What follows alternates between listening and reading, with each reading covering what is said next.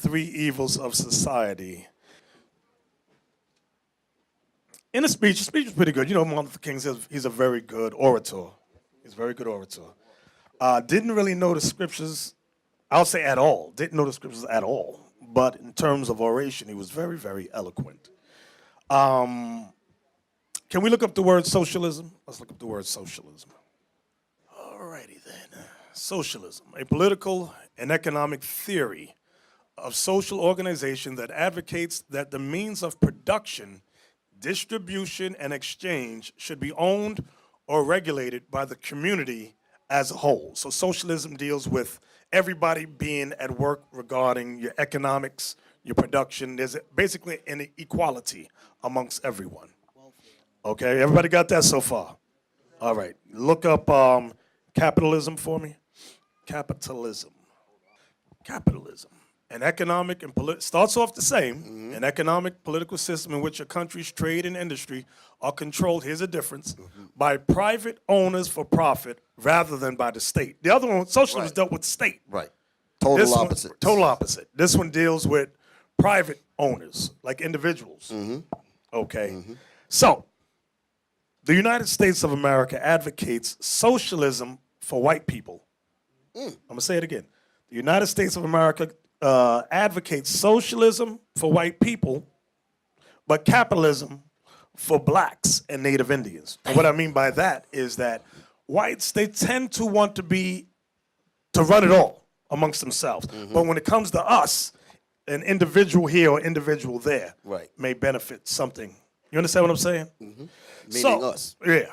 So, and then the irony about it is that when Edomites came during the 1700, remember they had the gold rush, things of that nature, and they paid European countries money. It was like remember I went over it a while ago. Was it $500? I think it was $500. $500 or $1,000 per family to come to the United States of America, get land, be educated in terms of agriculture. Set them up. They set them up, okay?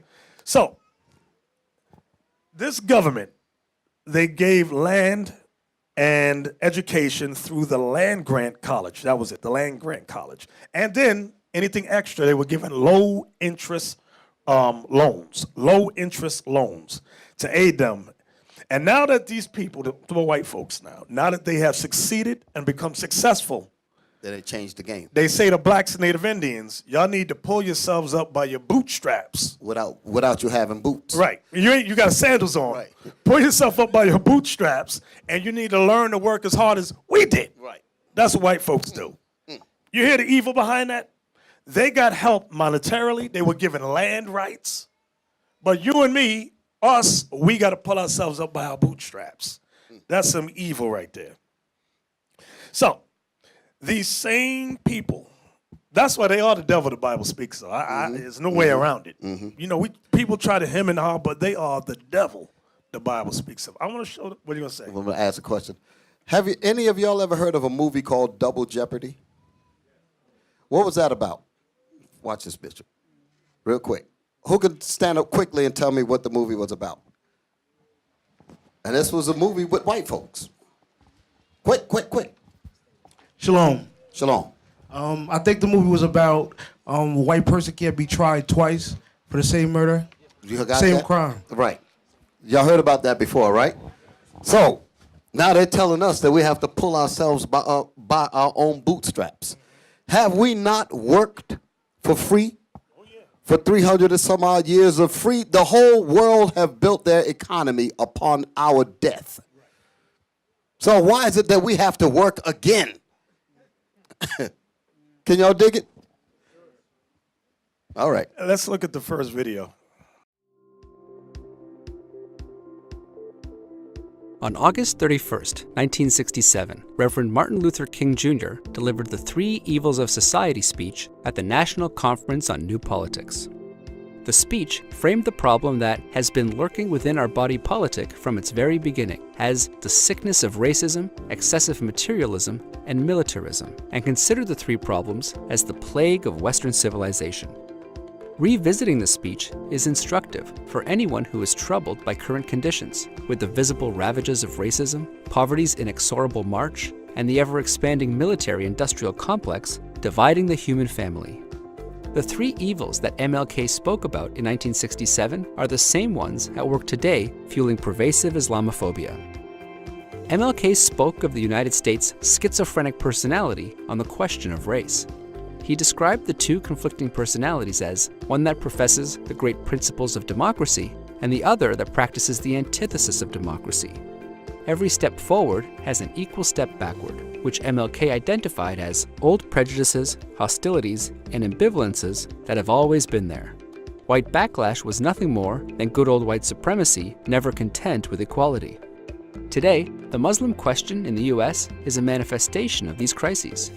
Elites use Islam as a counterpoint for their vision of what America ought to be. Today, any step forward is met with the same backlash that MLK so perceptively called out. In confronting materialism, MLK forthrightly described the internal conditions of the ghetto, where African Americans are locked up in perpetual misery. MLK spoke of the readiness of Congress to grant subsidies to the oil and cotton industries, but none to tenants and farmers. What they truly advocate is socialism for the rich and capitalism for the poor. The problem that MLK diagnosed has become even more acute. An Oxfam report shows that 62 individuals have more wealth than 3.5 billion people around the globe. The haves, heavily concentrated in the global north, are seeking to have more, and the have-nots, heavily concentrated in the global south, have nothing except their commodified selves marketed as mere things to the highest bidder. MLK's words on militarism and war are haunting, blunt, and exact. This war has played havoc with the destiny of the entire world. It has torn up the Geneva Agreement, it has seriously impaired the United Nations, it has exacerbated the hatred between continents, and worse still, between races. It has frustrated our development at home, telling our own underprivileged citizens that we place insatiable military demands above their critical needs, and strengthen the military-industrial complex. This business of burning human beings with napalm, or filling our nation's homes with orphans and widows, of injecting poisonous drugs of hate into the veins of peoples normally humane, cannot be reconciled with wisdom, justice, and love. Today, war is business, for it directs billions of dollars of profits into the hands of the few by creating and supporting a death economy. Growth is fictitiously manufactured and connected to an ever-expanding death machine, while the powerless become the victims. The world today spends $1.4 trillion annually on military expenditures, while it takes somewhere between $22 billion to solve poverty. Racism makes it possible to overlook these short-sighted priorities. MLK concluded the speech by stating that the question we ought to ask ourselves is, cowardice asks the question, is it safe? Expediency asks the question, is it politic? Vanity asks the question, is it popular? But conscience asks the question, is it right? And on some positions,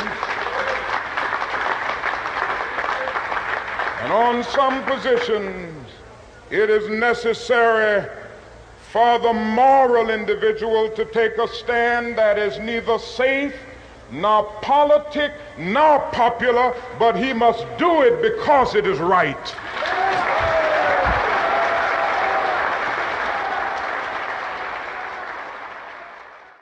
The time is right to ask, are the current wars ravaging the world, the obscene open-ended militarism, racism, and Islamophobia reflective of the highest human values?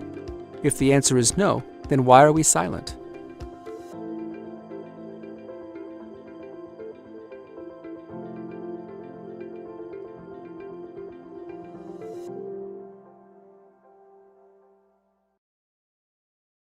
Well, alrighty then. We're going to open up with Jeremiah, the 23rd chapter. So, as I heard and read his speech, like I said, he's a great orator. The brother didn't know the Bible, and the Most High deemed it so.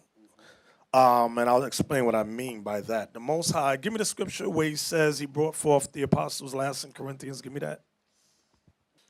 1 Corinthians chapter 4, verse 9.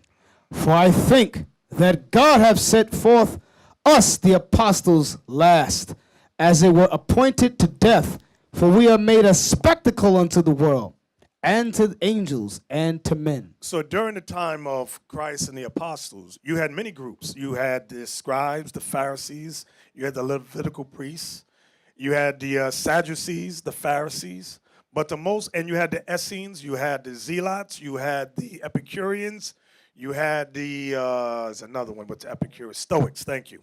And the apostles came last of all and brought forth the prophecy and word of the Most High. So it is today. You've had the Moorish science people. Remember other Noble Drew Ali? You had them. You had Martin Luther King under the SCLC. You had the Black Panthers. You have Nation of Islam, SNCC. Help me out here. Who else might be missing? You had AIM, American Indian Movement. You had the Young Lords. You had many, many groups, and the Most High has brought forth the nation of Israel last, just as we just read. Let's go to Jeremiah, the 23rd chapter, regarding Martin Luther King.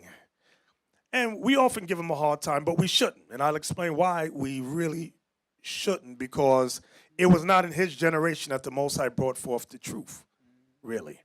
That came somewhat later. Okay. Give me that, Jeremiah 23, start at verse 25.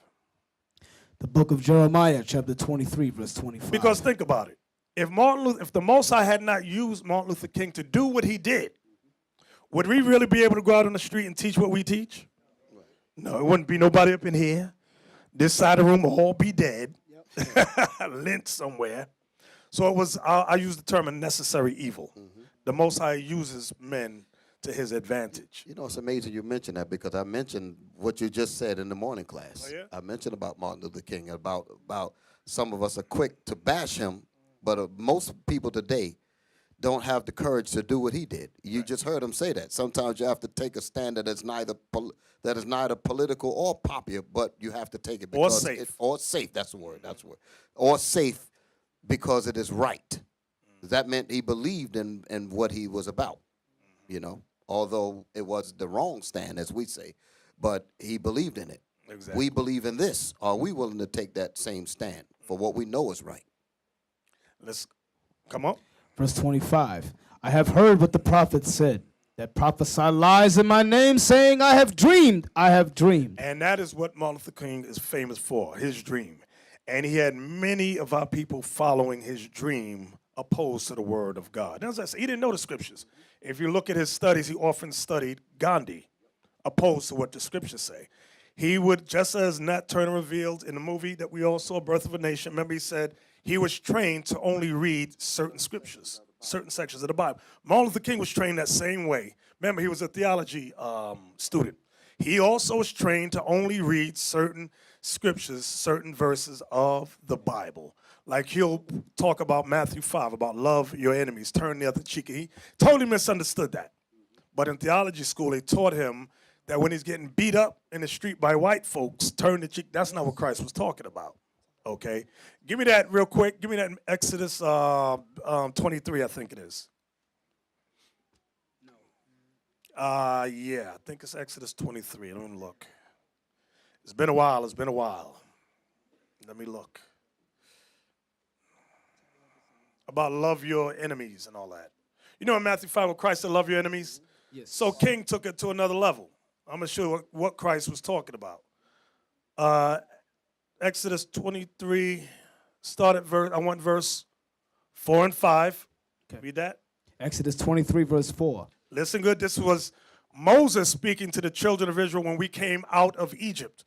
And as usual, we had some discrepancies amongst one another, arguings and fussings, strifes. Read. If thou meet thine enemy's ox or his ass going astray, thou shalt surely bring it back to him again. Now, was he talking about go help the Egyptians that the Lord had just smitten, brothers? No.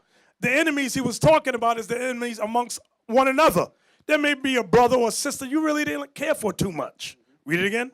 If thou meet thine enemy's ox or his ass going astray, thou shalt surely bring it back to him again. Read. If thou see the ass of him that hateth thee lying under his burden, and wouldest forbear to help him, thou shalt surely help with him. See that? That's what Christ was talking about when it says love your enemies. Jump down to verse 22, just in case somebody got a simple thought. Oh, that means all nations. You're supposed to love all nations. Let's read verse 22 to 24. But if thou shalt indeed obey his voice and do all that I speak, then I will be an enemy unto thine enemies, and an adversary unto thine adversaries. Watch this. For mine angel shall go before thee and bring thee in unto the Amorites and the Hittites and the Perizzites and the Canaanites, the Hivites and the Jebusites, and I will cut them off. You see that? I will. You know what it means? I will cut them off. I will kill them. So these enemies is different than verse 4 and 5. Read on. Thou shalt not bow down to their gods, nor serve them, nor do after their works, but thou shalt utterly overthrow them and quite break down their images. And break down their images. So this is obviously two different groups of people here in Exodus 23rd chapter. So when we jump over to Matthew 5, please. Just in case I lost somebody. Matthew 5 and 44. The book of Matthew, chapter 5, verse 44. But I say unto you, love your enemies. Bless them that curse you. Do good to them that hate you. And pray for them which despitefully use you and persecute you. Christ was talking about Exodus 23, verse 4 and 5. That's what he's basing this statement on. But in theology school, as with Martin Luther King, they taught him, as they do all Christian theologians, that this applies to all nations. Remember, Stokely Carmichael made a profound statement. He said Martin Luther King made an error, a fallacious assumption. He said he tried to, what did he say exactly? He tried to appeal to the good conscience of white folks. Right. That's what he was trying to do. He said the fallacious assumption that Dr. King made was that the essence of thinking that white people had a conscience. Mm-hmm. That's what he was talking about. I wish I could quote it exactly. But white people do not. But he said they don't have it. He said the fallacious assumption. Now I remember now. He said that when you allow someone to beat you, your hope is that loathing will cause them to feel sorry for what they did to you. That's assuming that they have a conscience, okay? Because a person with a conscience will slap you like turn the other cheek. Person slap you on the right side, you turn on the left side and give it to him, and you give him for him to slap you. You don't slap him back, and that's supposed to heap coals of fire of conscience upon his head. But the person that's doing the slapping, if he doesn't have a conscience, he'll slap you till you're dead. Mm-hmm. There's no conscience for him to feel sorry. So Stokely Carmichael is saying that you're trying to apply conscience to a people that have no conscience. You're going to end up dead. I wish I could have quoted it perfectly. I'd have messed it all up. But I was trying to remember it exactly how he said it. You know. But anyway, to see the quote, just to help you out, view the video called the Black Power Mixtape. It's within that film where he says it. Okay, he mentions it there. Okay, so if we had that clip, it would have been nice if we could have shown it. Give me Psalms 124, verse 1 and 2. So some people make the erroneous mistake and say, the reason we are in a alleged good condition now is because of Martin Luther King. The reason the white people didn't kill us is because of Martin Luther King. And black people wanted and gave him a holiday. Stevie Wonder, remember, happy birthday to, remember that? So they set up a holiday and all that. But look what the scriptures say. Come on. Psalms 124:1.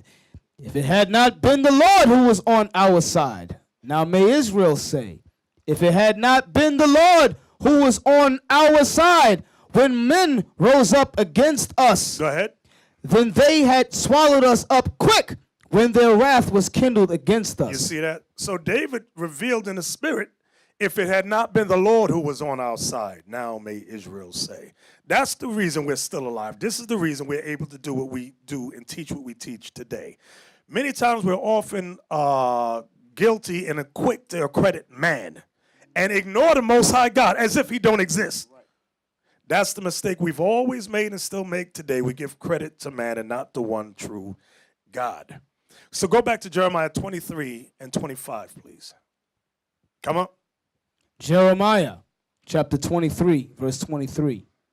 23 and 25. I have heard what the prophets said, that prophesy lies in my name, saying, I have dreamed, I have dreamed. So Martin Luther King had millions of people following his dream. Go ahead. Saying, prophesy in my name, saying, I have dreamed, I have dreamed. How long shall this be in the heart of the prophets that prophesy lies? See the word lies. Lies. God's word does not say for little white boys and little white girls to hold hands.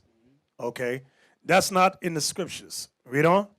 Yea, they are prophets of the deceit of their own heart. So Martin Luther King's dream was the deceit of his own heart, meaning his own mind. He wanted all the races to join together and be handed. That was in his mind. Okay? Read on. Which think to cause my people to forget my name by their dreams, which they tell every man to his neighbor. So now when it says, watch this, which think to cause my people to forget my name by their dreams, that means to forget God's what? His laws. That's what it means. Here's the proof. Give me that in Revelation 19:10, I think, about the name. Just to prove, in case somebody jumps up now and says that means Yahweh. You just proved it by the statement that you just read. Because causing them to forget it, they wasn't talking about any name that they run around out. They never knew it, according to them. The book of Revelation, chapter 19, verse 13. Thank you, 19:13. And he was clothed with the vesture dipped in blood, and his name is called the Word of God. You see that? That's what they're going to forget. Let's go back to Jeremiah 23 and read 27 one more time. Jeremiah 23, verse 27, which think to cause my people to forget my name by their dreams, which they tell every man to his neighbor, as their fathers have forgotten my name for Baal. Exactly. So, for example, the Bible says, come out from among them and be ye separate. Martin Luther King's dream was that everybody joins together hand in hand. You know, that burning house he spoke about. So people go, no, don't, always reading that Bible. Close that Bible, young man, close that Bible, and let's talk about Martin Luther King's dream. That's what they do. Read on. The prophet that hath a dream, let him tell a dream. And he that hath my word, let him speak my word faithfully. So you got two opposites of a coin. So the Lord says through Jeremiah to tell us, the prophet that has a dream, you go ahead and you tell that dream you got. But the prophet that got my word, I want you to speak my word faithfully. Read. What is the chaff to the wheat? You know what chaff is? Do me a favor and pull up chaff so we can see. I want to see that image. Because many times we'll read things and be like, I don't know what it means, but just keep reading. The chaff is the husk right there. You see that picture right? There's what I want. Yes, that one right there. Okay, you see the wheat. You see the wheat on, it's my right, it'll be your left, I guess. Yeah. And the chaff is the husk. Or that gets blown away when the wind comes. The husk, the chaff. Right, the shell, exactly. Okay, y'all found the clip y'all was talking about? Okay, let's pull that up. Now, let us begin with the modern period of, I guess we could start with 1956 for our generation. This was the beginning of the rise of Dr. Martin Luther King. Dr. King decided that in Montgomery, Alabama, black people had to pay the same prices on the buses as did white people, but we had to sit in the back. And we could only sit in the back if every available seat was taken by a white person. If a white person was standing, a black person could not sit. So Dr. King and his associates got together and said, this is inhuman. We will boycott your bus system. Now understand what a boycott is. A boycott is a passive act. It is the most passive political act that anyone can commit, a boycott. Because what the boycott was doing was simply saying, we will not ride your buses. No sort of antagonism. He was not even verbally violent. He was peaceful. Dr. King's policy was that nonviolence would achieve the gains for black people in the United States. His major assumption was that if you are nonviolent, if you suffer, your opponent will see your suffering and will be moved to change his heart. That's very good. He only made one fallacious assumption. In order for nonviolence to work, your opponent must have a conscience. The United States has none. Has none. Right, that was the point. That's from Black Power mixtape. Exactly. So y'all get that? So with all of the, I was trying to say it as eloquent as he said it. I couldn't find a handle on it. You know. You did a pretty good job. But you notice he said that boycott was a passive act. Right. It wasn't even verbally abusive or nothing. It was just, we will not ride your buses. There was nothing violent about that at all. However, that was met with violence. That was met with dogs. That was met with water hoses. That was met with all kind of vicious evil. So that's the proof that there's no conscience, as according to how the brother put it out there. You're right. Boycotting is a very passive act, but it is an effective act because they hit white people in the pockets. They don't like that thing. By him saying that it was a passive act in terms of violence, that doesn't mean, as the bishop had pointed out clearly, that it wasn't effective. It was very effective. It is very effective, which is the reason why later on he was killed. Right. Now, you got Stokely Carmichael. Many of them, Black Panther, they wanted to physically fight. Do you know they would, all they got to, like you always say, what's funny, all they got to do is cut the water off. Oh, y'all want to fight, nigga? You niggas want to fight? Just cut. Jim, pull the plug, cut the water off. That's it. They don't have to lift a finger, really. And within, give it a month, we'll be, somebody! We'll be grinding the streets. Look at Detroit, how they just messed the water system up there. How many people jacked up over that, where they put lead in the water? Exactly. Hundreds of jacked up children.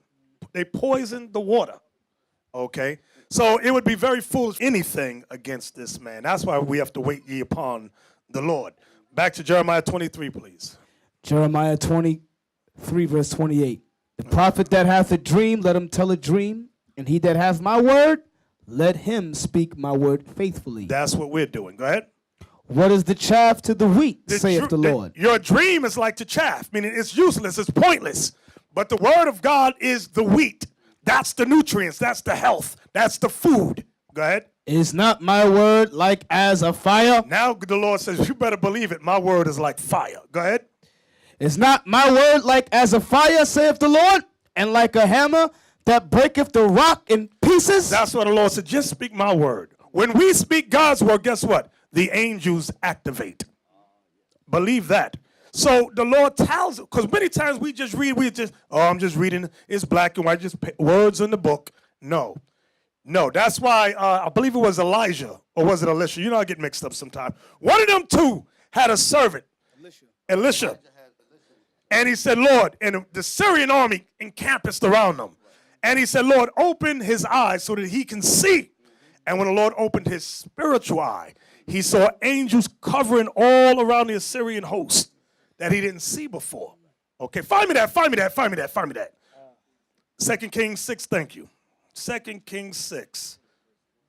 Let's take a gander at that so y'all can see. Because many times we read the Bible and we go, it's just words. If we could only see the spiritual reaction. Verse 13. And he said, go and spy where he is, that I may send and fetch him. And it was told him, saying, behold, he is in Dothan. So this army was looking for Elisha. Go ahead. They said, go spy out where he is, because they wanted to capture him. Go ahead. Therefore sent he thither horses and chariots and a great host. And they came by night and compassed the city about. And when the servant of the man of God was risen early and gone forth, behold, an host compassed the city both with horses and chariots. And his servant said unto him, alas, my master, how shall we do? How shall we do? We are surrounded. Go ahead. And he answered, fear not. You hear that? Fear not. Go ahead. For they that be with us are more than they that be with them. And Elisha prayed and said, Lord, I pray thee, Open his eyes that he may see. And the Lord opened the eyes of the young man, and he saw, and behold, the mountain was full of horses and chariots of fire round about Elisha. Y'all see that? Y'all see that thing right there? Go ahead. And when they came down to him, Elisha prayed unto the Lord and said, Smite this people, I pray thee, with blindness. And he smote them with blindness according to the word of Elisha.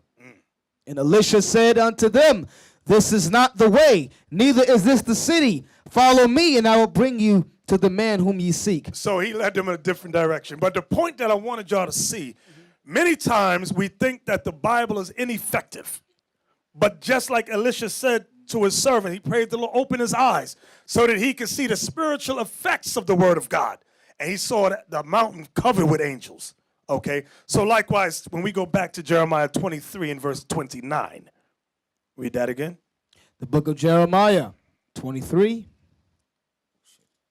verse 29. Is not my word like as a fire, saith the Lord, and like a hammer that breaketh the rock in pieces? The Most High said in Isaiah 55, read that, give me that. You know what I want. My word don't go out void. That one. Many times we read the scripture, we think it's not, it's having no effect. You're wrong. There's always effects, okay? Go ahead. Isaiah chapter 55 and verse 11. So shall my word be that goeth forth out of my mouth, it shall not return unto me void, but it shall accomplish that which I please, and it shall prosper in the thing whereto I sent it. You see that? So the Most High's word does not go out void, okay? That's why, watch this. Give me that in Romans 3, I think it is. Romans 3. This ain't even on my topic. I'm just going here for a side note. Let me see. Romans 3 and 3. Yep. Romans 3 and 3. Start at 2. Verse 2. Much every way, chiefly because that unto them were committed the oracles of God. So the word of God was committed to the Jews, Israel. Go ahead. For what if some did not believe? Shall their unbelief make the faith of God without effect? Some people think, well, I don't believe that Bible. Like that's going to change the effect of the word of God. The Bible still has effect, okay? It will not return void regardless whether or not you believe it. The Most High don't care what you believe. Go back to Jeremiah 23, please. Jeremiah 23, verse 30. Therefore, behold, I am against the prophets, saith the Lord, that steal my words, every one from his neighbor. Behold, I am against the prophets, saith the Lord, that use their tongues and say, he saith. Because many of these ministers today, they'll make up a lie and say, the Lord said this. Thus saith the Lord. But they will never, like Christmas. Think about it. How many ministers teach Christmas is of the Lord? They say, he saith we should celebrate Christmas. But it's not nowhere in the biblical text at all. Okay? You know what's so heavy about that, Bishop?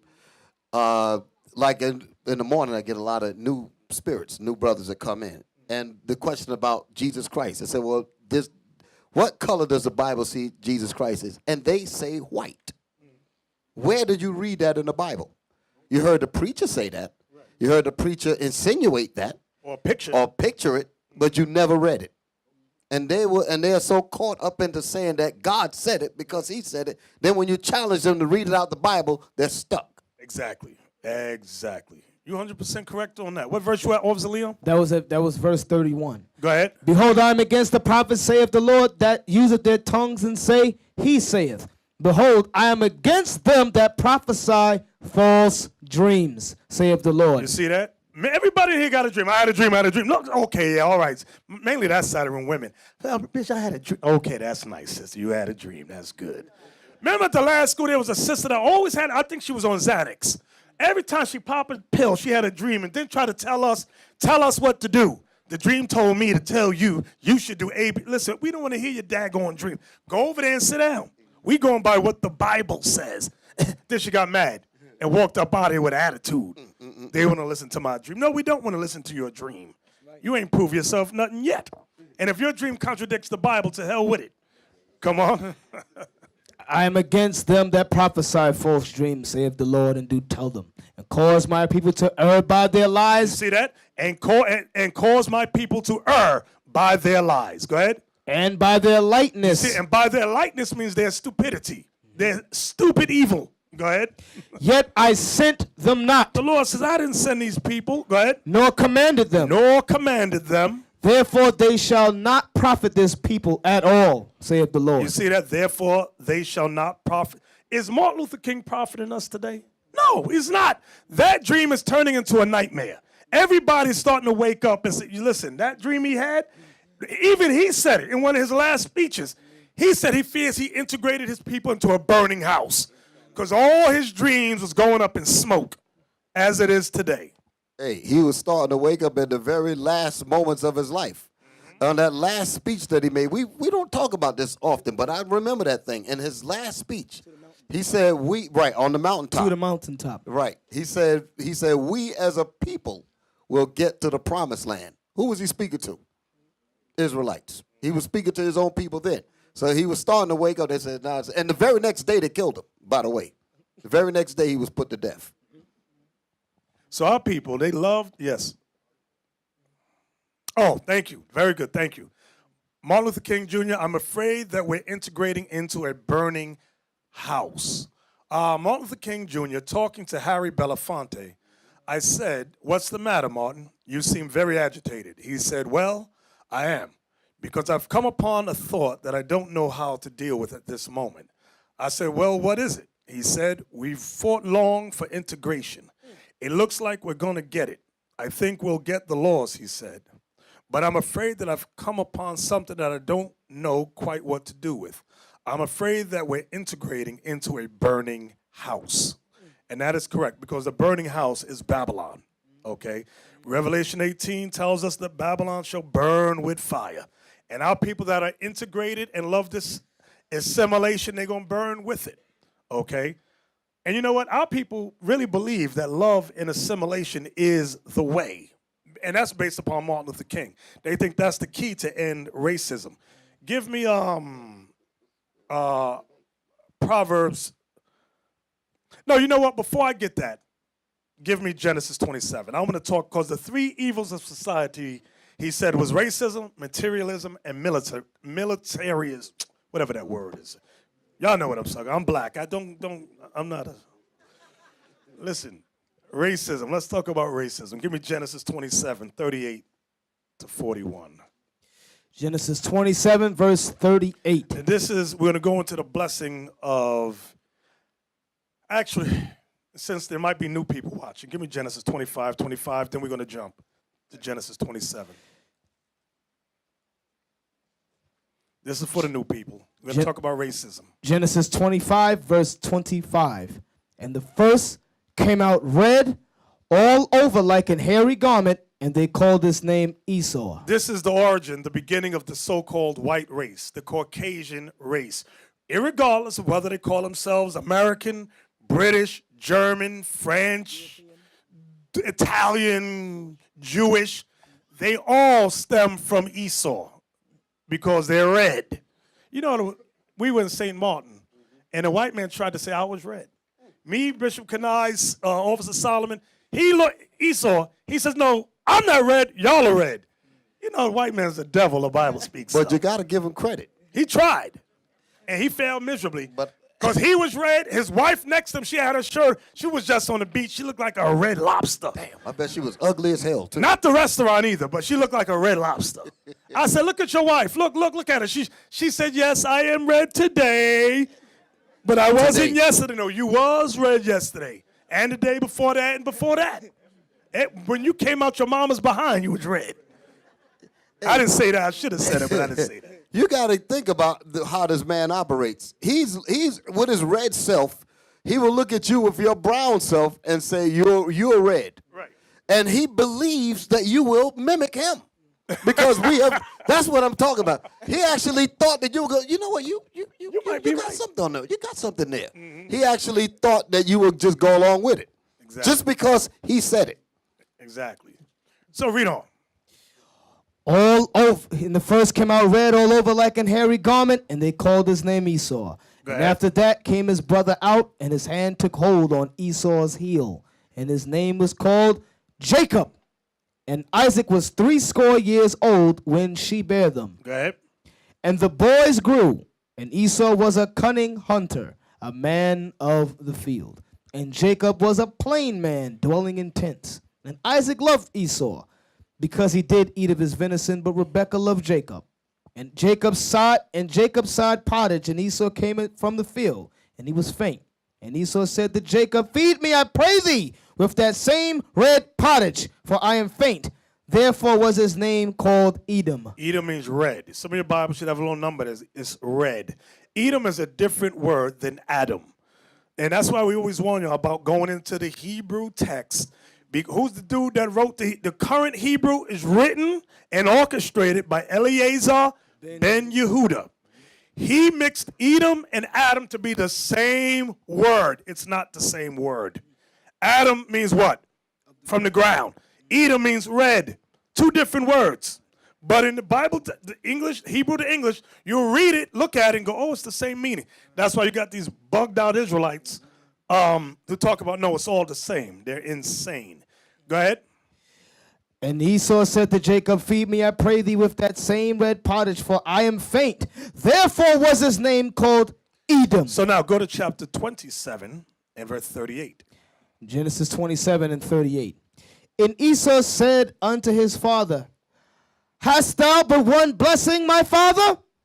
Bless me, even me also, O my father. And Esau lifted up his voice and wept. So Esau wanted the blessing. Now, in chapter 25, he sold his birthright. Now Esau wanted the blessing. You know, it's like a domino effect. Jacob really didn't have to do what he did because Esau already sold his birthright. So the blessing was always meant to go to Jacob, as it was from the beginning when the Lord talked about the children being not yet born. Okay? When he said the first shall come out. No, not there. Where he said the elder shall serve the younger. Right, that one. Read on.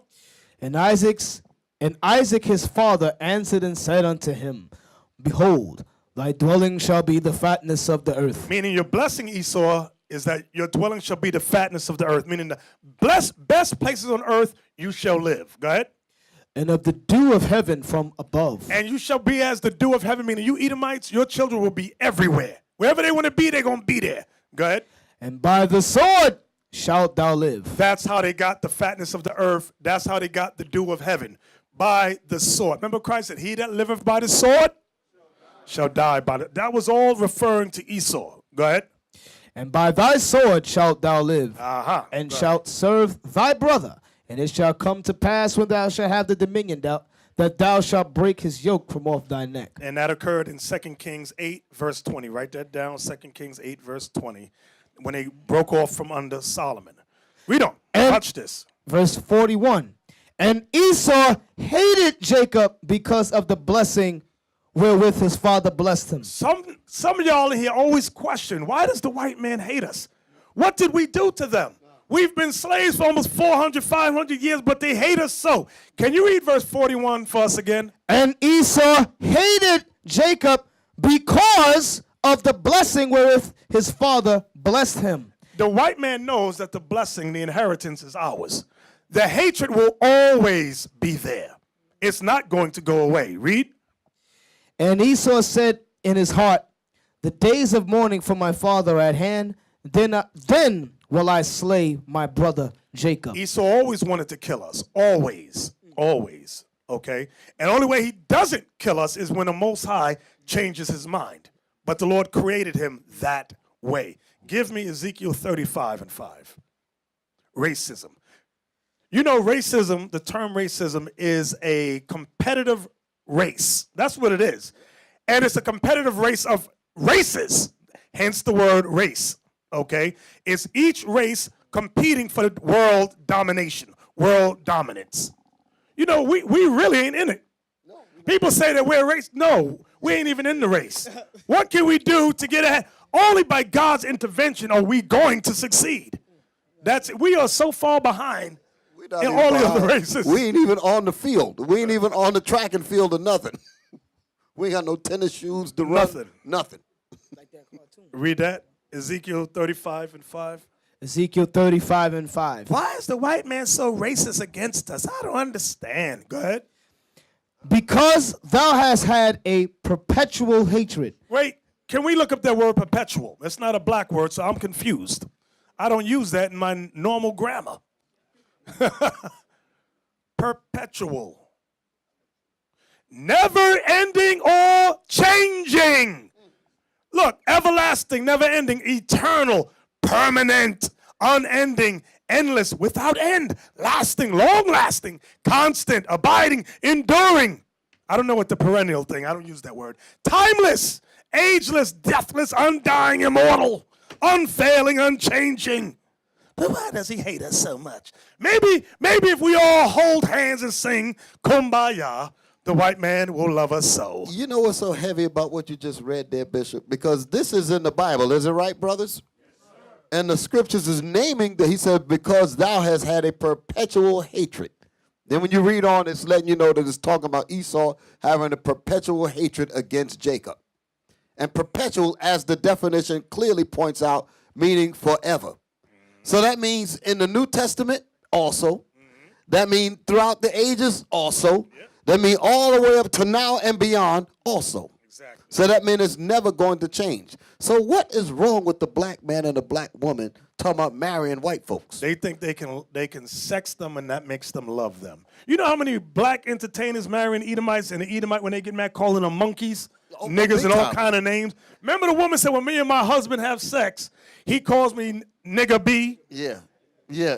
The white man calls her that. Yes. And she was upset. Yeah. Then he brought the same nappy-head woman, because I'm going to call her that, to the family reunion of white folks, and she's the butt of all nigga jokes. Exactly. And she's supposed to be happy with that. Right. Then she complained, and when she complained, she said, she's complaining because she wants somebody to say something, but she said, but don't tell me to leave him. Right. Don't tell me to leave him That's because a I'm not. sick woman. So don't write she said, us I'm there. not leaving. So what the hell are you telling us for? Exactly. Ezekiel 35:5, one more time. Because thou hast had a perpetual hatred, and hast shed the blood of the children of Israel by the force of the sword. Wait, you see that? Didn't we just read? And by thy sword shalt thou live. Meaning war. That's Esau's gift, war. That's why we tell, listen, people just call Esau a faggot and all that, but the Most High gave them a spiritual gift of war. That's why all these little gadgets they got, they sent a drone to Somalia and killed like 10,000, it was like 2,000 people. A drone. He didn't have to send boots on the ground. They just sat back and said, click, click, click, sent a robot that flew and killed over 1,000 people. And Negroes and Latinos, we want to fight him. You stupid as hell. He ain't got to lift a finger against you. Hey, didn't they showed that when they had that situation in Dallas, where there was a sniper. Remember that? Yes. And they sent the robot to get him. Yep, exactly. They sent the robot. So can we read? So that all goes back to the sword. He was blessed with the art of war. That was the gift that the Lord have Isaac to give Esau. Read that again.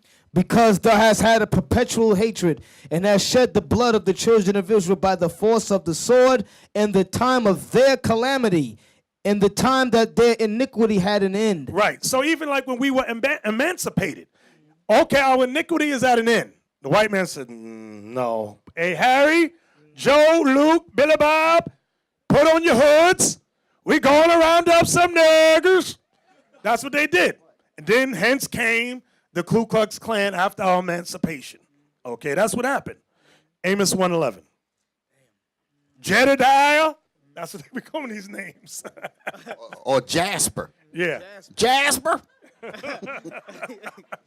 Prudence, get the pickup truck. Amos, what verse, sir? Chapter 1, verse 11, please. Amos chapter 1, verse 11. Thus saith the Lord, for 3 transgressions of Edom, and for 4 I will not turn away the punishment thereof, because he did pursue his brother with the sword, and did cast off all pity, and his anger did tear perpetually. Here's that word again, perpetually. Go ahead. And he kept his wrath forever. For how long? Forever. We're reading the Bible. But our people today, I can make them love me. You can't. Martin Luther King made the same mistake. If we hold hands and sing Kumbaya, we shall overcome. Listen, the white man's just looking at you. Yeah, these niggas, here's some stupid ass people. We're going to kill them in a couple of days. Just poison the water for us. Poison the water. Keep on singing. Give me Psalms 137:7. Y'all keep playing with the serpent, a snake. Psalms 137. I think it's verse 7 I want. Psalms chapter 137, verse 7. Remember, O Lord, the children of Edom, and the day of Jerusalem, who said, raise it, The word raise it means destroy it. Go ahead. raise it, even to the foundation thereof. O daughter of Babylon, who art to be destroyed. Happy shall he be that rewardeth thee, as thou hast served us. Notice what it says. Happy shall he be that rewardeth thee as thou hast served us. The next verse is going to explain in detail. Go ahead. Happy shall he be that taketh and dasheth thy little ones against the stones. That's revealing what Esau did to us during the time of Babylon. And not only during the time of Babylon did they take our children and smash them against the stones, they did it during the 1400s and 1500s. Right, and there's records on that. When you see the book Bartolome de las Casas, Bartolome de las Casas, right. Show me a picture on that. the destruction of the Indies. Type that in, destruction of the Indies, so y'all can see. I know some of y'all knew, and you don't know any history of what happened. Now, Bishop, you just said something because a lot of times, just like you said, this is not just words on paper. These are God's words and God's words of prophecy. I just meditated on something that you just said concerning the last verse. Could you read verse 8 again? O daughter of Babylon, who art to be destroyed. Now, I want y'all to focus on what the bishop is showing you. Pull up the image. Yep, Everybody that's it right look. there. Look up here on the screen to let you know that God's word is true. This is an illustration of what happened, just like you pointed out during the 1400s, right? This prophecy that we are reading was written way back before any of this had occurred. Read it. Read it again. Listen to this. Watch this. O daughter of Babylon, who art to be destroyed. This is Edom. That's who's talking about, because verse 7 clearly told you that. And we know who Edom is. Read. Happy shall it be that rewardeth thee, as thou hast served us. So like you were saying, when it says, happy shall he be that rewarded thee as they have rewarded us. So if we don't know how they rewarded us, the next verse tells you. Read. Happy shall he be that taketh and dasheth thy little ones. So that's how they rewarded us. So in case you didn't understand what it said in verse 8, you're saying, well, how did he reward us? Verse 9 is telling you how he did it. By taking our little ones and smashing them against the stones. And here's the And that's what we're proof. looking at here, Here's which the came evidence. 1,000 years later. Yep. This was in the late 1400s when they went throughout Santo Domingo, as it's called today. They landed there first. Hispaniola, followed by Puerto Rico. Okay, that's what they did. And they would hang up the natives by 13s.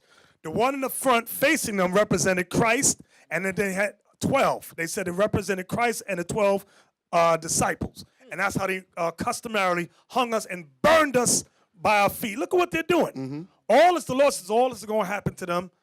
That's why it says, happy shall he be that rewarded thee as they have rewarded us. See, a lot of us don't want to take a look at that illustration. Take a look at the illustration. Look at the man that's holding the baby. He doesn't look like the people that's hanging. Y'all women, look up here at the screen. He's not dressed like them either. Right, they don't look the same. As you can see, that's a different race from the person that's grabbing the baby. You'll see that. And look at the one that's stoking the fire at the bottom. He's burning your people. He's burning you. Exactly. Exactly. So then they want to know why. I don't know why he just had this anger towards us. The Bible says his anger, his hatred is perpetual. Now give me Habakkuk 2:4. So this is one of the evils, the three evils of society that Martin Luther King spoke of. But he didn't understand it. He did not understand that this white man was Esau and that they have a perpetual hatred against us. Read that. Habakkuk chapter 2, verse 4. Behold, his soul which is lifted up is not upright in him. The white man's soul is lifted up. Is lifted up how high? Lifted up as the mind of God, Christ, the angels. He's everybody. You look at History Channel about the Egyptians, the white man. You look at the History Channel about ancient Babylon, the white man.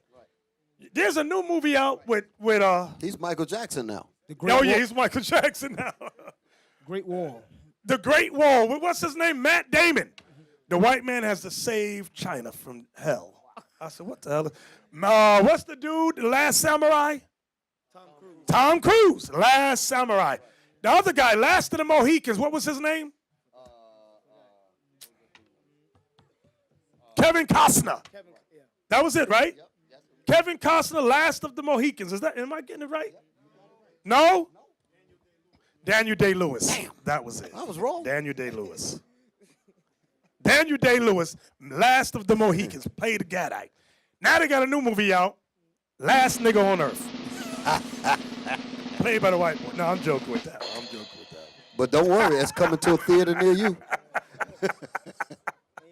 So, racism, which is a competition of races for dominance, the white man is in the lead. He's in the forefront right now. And his hatred is for how long, brothers? Forever. We can't change it. That's what the brother said. The Bible says. Now, we may think that that doesn't really affect us, but all of these three evils that Martin Luther King addressed does affect us in some shape, form, or fashion. Our people believe that love and assimilation is the key to end racism. Give me Proverbs 3:31. They think that integration, love, and assimilation is the key to end Esau's perpetual hatred against us. Here's what the Bible says. The book of Proverbs 3:31. Envy thou not the oppressor. The Lord teaches us, envy thou not the oppressor. So assimilation, envy. We envy to the point we want to drink water where he drinks water. We want to go to his schools. We want to sit on the same toilets with him. We want to go to his restaurants. That's all assimilation. That's all envy. Read that again. Envy thou not the oppressor, and choose none of his ways. We choose his holidays. We choose his religions. The Most High said that's all envy. Don't do it, okay? From there, give me 2 Maccabees 4. Let's show you a more concrete biblical example of envying the oppressor. 2 Maccabees 4. I just want 2 verses, 15 and 16. The book of 2 Maccabees, chapter 4, verse 14. That the priests had no courage to serve any more at the altar, but despising the temple and neglecting the sacrifices, hastened to be partakers of the unlawful allowance in the place of exercise. That's the beginning of the Olympics. Go ahead. After the game of discus called them forth. Right. The Bible gives you the origin of the World Olympics. Many times, some of you in here want to know where the Olympics originate. Right there in the Bible. It's telling you. Read. Not setting by the honors of their fathers. Our people, because it's talking about the Israelites, we did not set by the honors of our fathers. Go ahead. But liking the glory of the Grecians best of all. We like the glory of the white man. That's what the Grecians are, the white man, best of all. This is all envy, assimilation, integration. Go ahead. By reason whereof sore calamity came upon them, for they had them to be their enemies and avengers, whose custom they followed so earnestly. You see that? Whose customs we followed so earnestly. We're living this scripture today. That's why when people tell me the Bible is just words in a book, you're wrong. And you don't have no clue of world events or what's going on. Read that part again. Whose custom they followed so earnestly, and unto whom they desired to be like in all things. We wanted to be like the white man in all things. We wanted the way he styled his hair. We want to style our hair like that. We want to perm our hair like he permed his hair. We want to dress like he dressed. He wear the toga. I want to wear a toga too. I don't want to wear no armbands. White man don't wear no armbands. I want to wear armbands. Hey, he don't got no beard. I'm shaving my beard off because he ain't got no beard and everybody love him. I want to be like him. Oh, he celebrates something called Christmas. I want to celebrate Christmas too. Okay? That's what we have done. That's our reality today.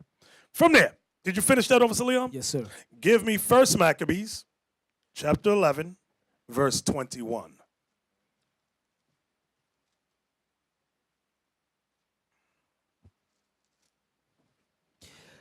First Maccabees chapter 11, verse 21. Then certain ungodly persons who hated their own people went unto the king and told him that Jonathan besieged the tower. So amongst our people, the Bible reveals we've always had ungodly brothers and sisters who hate their own people. You don't believe me? Just look on YouTube. You know there's a preacher, Atla or something. He hates black people. It's a preacher. Y'all know what I'm talking about, Atla or something? I think his name is Reverend Manning. Yeah. That okay. one. And what's the name of his church? I forgot some Catholic stuff. But he hates black people to the T. And he's a black man. But read the verse and you got black women the same way. Read verse 21 so y'all can see the Bible is like fire. The Bible is a hammer. Go ahead. Then certain ungodly persons who hated their own people went unto the king and told him that Jonathan besieged the tower. They were against the Maccabees who were bringing forth a revolution to overthrow the Greeks. These black men and black women hated their own people. You got the same thing today. I got to mention this here because I said this in the class before. I said, if I did not believe the Bible, looking at black people make me believe it. Because I see the Bible truth by just examining us. I heard a brother out here in one of these camps. Y'all know that there was a thing about them putting Harriet Tubman on the $20 bill, right? The brother said, well, if they put her on the dollar bill, if they put her on the $20 bill, I ain't spending no more 20s. Right. That's hatred, right? That's some hatred right there. I said, hatred. Total hatred. He said, that's it. Now, that's from an Israelite camp. Israelite camp said that. If they put that nappy-headed black bee, that's how he put it, said. on that $20 bill, I am not using 20s no more. That's what he said. Damn. Now, that's to show how crazy. See, we may think, we get on Esau for being racist, right? We get on him for being racist, but in the same token, we are guilty of the same sins. Y'all understand what I'm saying? We are guilty of this, not us in here, but some of our people are guilty of the same thing. Give me Matthew 24, 9 through 12. Matthew 24, 9 through 12. Matthew 24, verse 9. Then shall they deliver you up to be afflicted, and shall kill you, and ye shall be hated of all nations for my name's sake. You see that? You shall be hated of all nations for my name's sake. And when it says all nations, it means that. Because when you read Psalms, the 83rd chapter, when the Lord gives a list of his enemies, Edom is number one. Edom's influence is over all the nations. That's saying the same thing in Revelation 17 where it says, all nations drunk of the cup. Okay? Meaning all nations are down with Esau's program. Read on. And then shall many be offended. Here it come. And shall betray one another, and shall hate one another. You see that? So Christ is talking about the Israelites. Many of you Israelites shall be offended about this gospel, this truth, and you shall betray one another, and shall hate one another. Go ahead. And many false prophets shall rise and shall deceive many. Right, and many of you are going to rise up and become false prophets. That's what he's going into. Go ahead. And because iniquity shall abound. Meaning sin shall rise and rise and rise, meaning you don't got to keep God's laws no more. Y'all hear that teaching today, right? That's what it means when it says, and because iniquity shall abound. Meaning there would be a doctrine of you can sin in Jesus. What them churches be saying? We're not under the law, we're under grace. The blood of Jesus. Right. The blood of Jesus cleanses us. They say the law is done away with. This is all what it's saying here. And because iniquity shall abound. Because where did our people get that from? The white man. The white man says we're not under law no more, but under grace. So you don't got to keep God's commandments. Negroes and Latinos have run wild with that. Read it again. And because iniquity shall abound. Watch this. The love of many shall wax cold. You know what it means? The love of many shall wax cold, meaning we would hate each other. We would not have that sincere love towards each other. It would wax cold. We would always be against one another. That's why it was so easy for the white man once he got us into his religious system. Because at one time, church and state was one during the 1400s, during the time of chattel slavery. Church and state was one. The church and school was one. You went to school, they taught you the Bible, okay? And what did they teach you? That the laws of God are done away with. You don't read, thou shalt not kill, it doesn't apply, it doesn't apply, it doesn't apply. So you had our people growing up in that systematic train of thought, and we started to hate one another, and it's really evident today. Many of the things they taught us back then had a long-term effect on us, okay? From there, give me Titus 3:3. Titus 3:3. This is what the Apostle Paul said. The book of Titus, chapter 3 and verse 3. For we ourselves also were sometimes foolish, disobedient, deceived, serving diverse lusts and pleasures, living in malice and envy, hateful, and hating one another. You see what Paul is saying? All that from the time of the Greeks, it really was started to manifest itself during the time of Rome. Can you imagine what it's like now?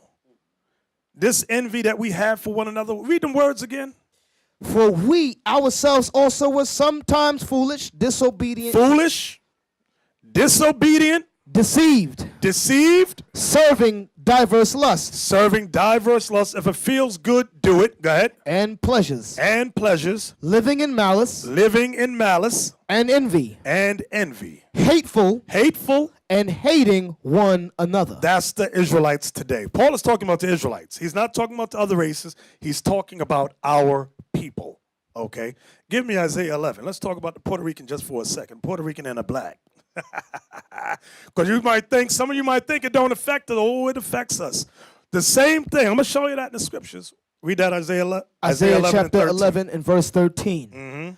The envy also of Ephraim shall depart. The envy also of Ephraim shall depart. So God is revealing that the northern kingdom has a spirit of envy against the southern kingdom of Judah. Go ahead. And the adversaries of Judah shall be cut off. Ephraim shall not envy Judah, Ephraim shall not envy Judah. and Judah shall not vex Ephraim. And it lets you know that Judah constantly vexes Ephraim. I'm going to give you an example of that. Give me John 7:35. I'm going to show you how in the Bible Judah vexed Ephraim. The book of John, chapter 7, verse 35. Then said the Jews among themselves, whither will he go, that we shall not find him? Will he go into the dispersed Will he go to the dispersed Israelites, the northern kingdom, among the Gentiles, which are among the Gentiles? and teach the Gentiles? You see what they call the northern kingdom? Gentiles. Gentiles. Gentiles. That same thing, do we hear that today, brothers? Brothers, do y'all hear that today? Yes, sir. You better believe it. Listen to some of these other Israelite camps. They say, oh, no, Puerto Ricans, they're not Israelites. Dominicans, they're not Israelites. The same thing that happened then in John 7 is the same thing we're living today. So go back to Isaiah 11.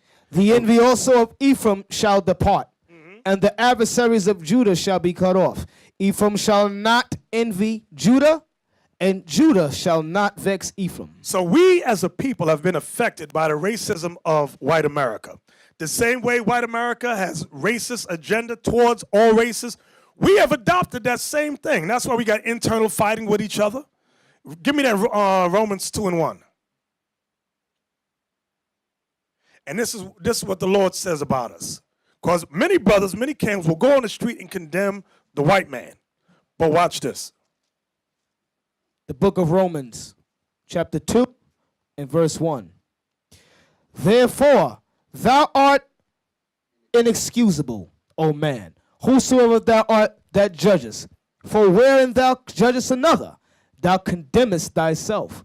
For thou that judgest does the same things. You see that? That's this whole chapter of Romans 2 is going into hypocrisy. Paul was reminding Israel, don't condemn people, don't judge anyone, and you're guilty doing the same thing. So we get on Esau for being against our people, but we against our own people too. Light skin against dark skin or vice versa. Black against Puerto Rican or vice versa. It's the same thing. So you need to just shut the hell up then. Until you get your spirit, your soul right, then you can go against Esau. Another thing, we get on Esau about raping our mothers and sisters. Y'all heard that, right? In history, it's true. Right? Then you got brothers who sleep from women to women to woman and won't take care of nail one. It's the same thing. It's the same daggone thing. Because the white man, when he raped the women and they had babies, they wasn't taking care of them. Get out of here. Brothers, black, Latino are guilty of the same atrocious activities. Okay? White man stole America, always stole America. But brother, you just stole a brother's car. You ever see these things on not Dateline, was To Catch a Thief, where they got people will set up these cars where they steal other people's cars. They create situations where they take your homes, your houses from you. Black people and Latin people are involved in many of those same scandals to this day. You know what I'm talking about? Yes. So Martin Luther King talked about racism. That spirit, that competitive spirit, is amongst our people today. He also talked about capitalism, which deals with materialism. Give me Obadiah chapter 5. Actually, read 1 through 4. Read 1 through 5. 5 is the point I want, dealing with capitalism or materialism. Obadiah, verse 1. The vision of Obadiah, thus saith the Lord God concerning Edom. We have heard a rumor from the Lord, and an ambassador is sent among the heathen. Arise ye, and let us rise up against her in battle. Stop right there. This has not happened yet. That what you just read, an ambassador sent among the heathen. He said, come ye, let's rise up against her in battle. The her in this chapter we're going to find out is the United States of America. It is not talking about the land of Israel. It's talking about the United States of America. Read on, I'm going to prove it. Behold, I have made thee small among the heathen. So Edom, the so-called white man, is small amongst the heathen. Right? Thou art greatly despised. The Bible reveals that nobody really likes him. But because he's in the power seat, people do what he says. It's going to say that as we read down. The pride of thine heart hath deceived thee. Edom is a proud race. Come on. Thou that dwellest in the clefts of the rock. That's where the word Caucasian comes from. Caucasian comes from the word Caucasus, which comes from the Caucasus Mountains of Georgia, Russia. That's what it means, thou that dwellest in the clefts of the rock. During the time of Jacob, they dwelt in Mount Seir, S-E-I-R, okay? During the Middle Ages, they lived in the Caucasus Mountains of Georgia, Russia. Go ahead. Whose habitation is high. That's why they live in skyscrapers. It reminds them of the ancient caves and mountains they lived in at one time. Go ahead. That saith in his heart, who shall bring me down to the ground? In order to ask that question, who can bring me down to the ground, you got to have what, brothers? Power. They got nuclear power. That's why they can say boldly, who can conquer us? Go ahead. That's why, going back to my first statement, that's why the nations follow them. It's not that they love Esau, it's that Esau has the economic and military power, so all nations follow their lead. Read. Verse 4. Though thou exalt thyself as the eagle. Now we get into America. The Lord is directing it more specific who he's talking about. Though thou exalt thyself as the eagle. What is the symbol of the United States of America, brothers? The eagle. Read. Though thou exalt thyself as the eagle, and though thou set thy nest among the stars. Who set their nest among the stars, brother? America, 1969, they said the eagle has landed. That's not talking about Israel over there now. That's not talking about Britain. It's not talking about Germany. That is specific for the United States of America. This is their headquarters. Did you finish that? Thence will I bring thee down, saith the Lord. Thence will I bring thee down. That's when the word of God really started to come out. Read. Verse 5. Now this is the point. If thieves came to thee, if robbers by night, how art thou cut off? Would they not have stolen till they had enough? If the grape gatherers came to thee, would they not leave some grapes? How are the things of Esau searched out? So what is the Lord doing? He's showing us the mindset of Esau. If thieves came to rob Esau, anybody, they would have left some grapes. But he said, the Edomite, their nature is to take everything. Understand that. Esau will not only take the grape, they'll take the vine, they'll take the earth that the vine was planted in. They'll take you for being around there. That's the mindset of the Lord in it. If we reject that, the Lord said, you a fool if you reject what the Lord knows what he created. Now, remember we read earlier, His soul which is lifted up is not upright in him. A upright thief will say, well, okay, I'm going to steal this, but I'm not going to steal that. I'm going to leave him with something. Esau don't have a conscience like that. They say, take the grape, take the vine, take the earth, take the woman that planted the grapes, take the man that had sex with her, take the kid that she birthed, take everything. Oh, look, there's a goat that's eating the grass near it. Take the goat too. And the grass that he's eating. Exactly. Take everything. Read verse 5. Read that again. If thieves came to thee, if robbers by night, how art thou cut off? Would they not have stolen till they had enough? A regular thief steals till he has had enough. Go ahead. If the grape gatherers came to thee, would they not leave some grapes? Wouldn't they leave some grapes behind? Go ahead. How are the things of Esau searched out? How are his hidden things sought up?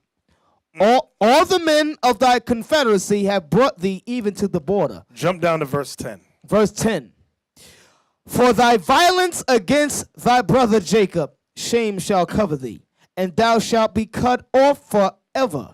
We can't change what this Bible is saying. People get angry at the messenger, but it's the word of God you really got a problem with. Don't read that. I don't like the fact that you even read that and put the true understanding out into the atmosphere. Exactly. Why you got to do that, brother? God's words is spiritual. These words are going to touch souls wherever people hear this word. They're going to take this word and believe the word. Can I say something real Yeah, quick, go Bishop? ahead. When the bishop was making a point about in Obadiah, when it was speaking about Edom, it is talking about America, okay? Because there was a doctrine saying that it was talking about Israel years ago, but the Most High is showing us in the spirit that it's coming all the way up to Esau, and I'm going to prove it just with one scripture. When we was reading in verse 4, could you read verse 4 again? Though thou exalt thyself as the eagle, and though thou set thy nest among the stars. That part right there kills it, because the white man is the only one that did that, and the American white man did it. So it's isolating everybody else out. Read the verse again. And though thou set thy nest among the stars, thence will I bring thee down, saith the Lord. At that time will I bring thee down, saith the Lord. Now let me prove real quick, but one scripture to show you that it's talking about America that's going to go down. Revelation chapter 17, verse 11. Thence will I bring thee down. This is the bringing down that he's talking about, that the Most High is completely talking about. Read it. Revelation 17, verse 11. And the beast that was. The beast that was in John's vision on the island of Patmos, because he had seen 7 heads, and then there was an 8th head that came from the 7. Go ahead. And the beast that was and is not, even he is the 8th. That's America. America came out of Britain.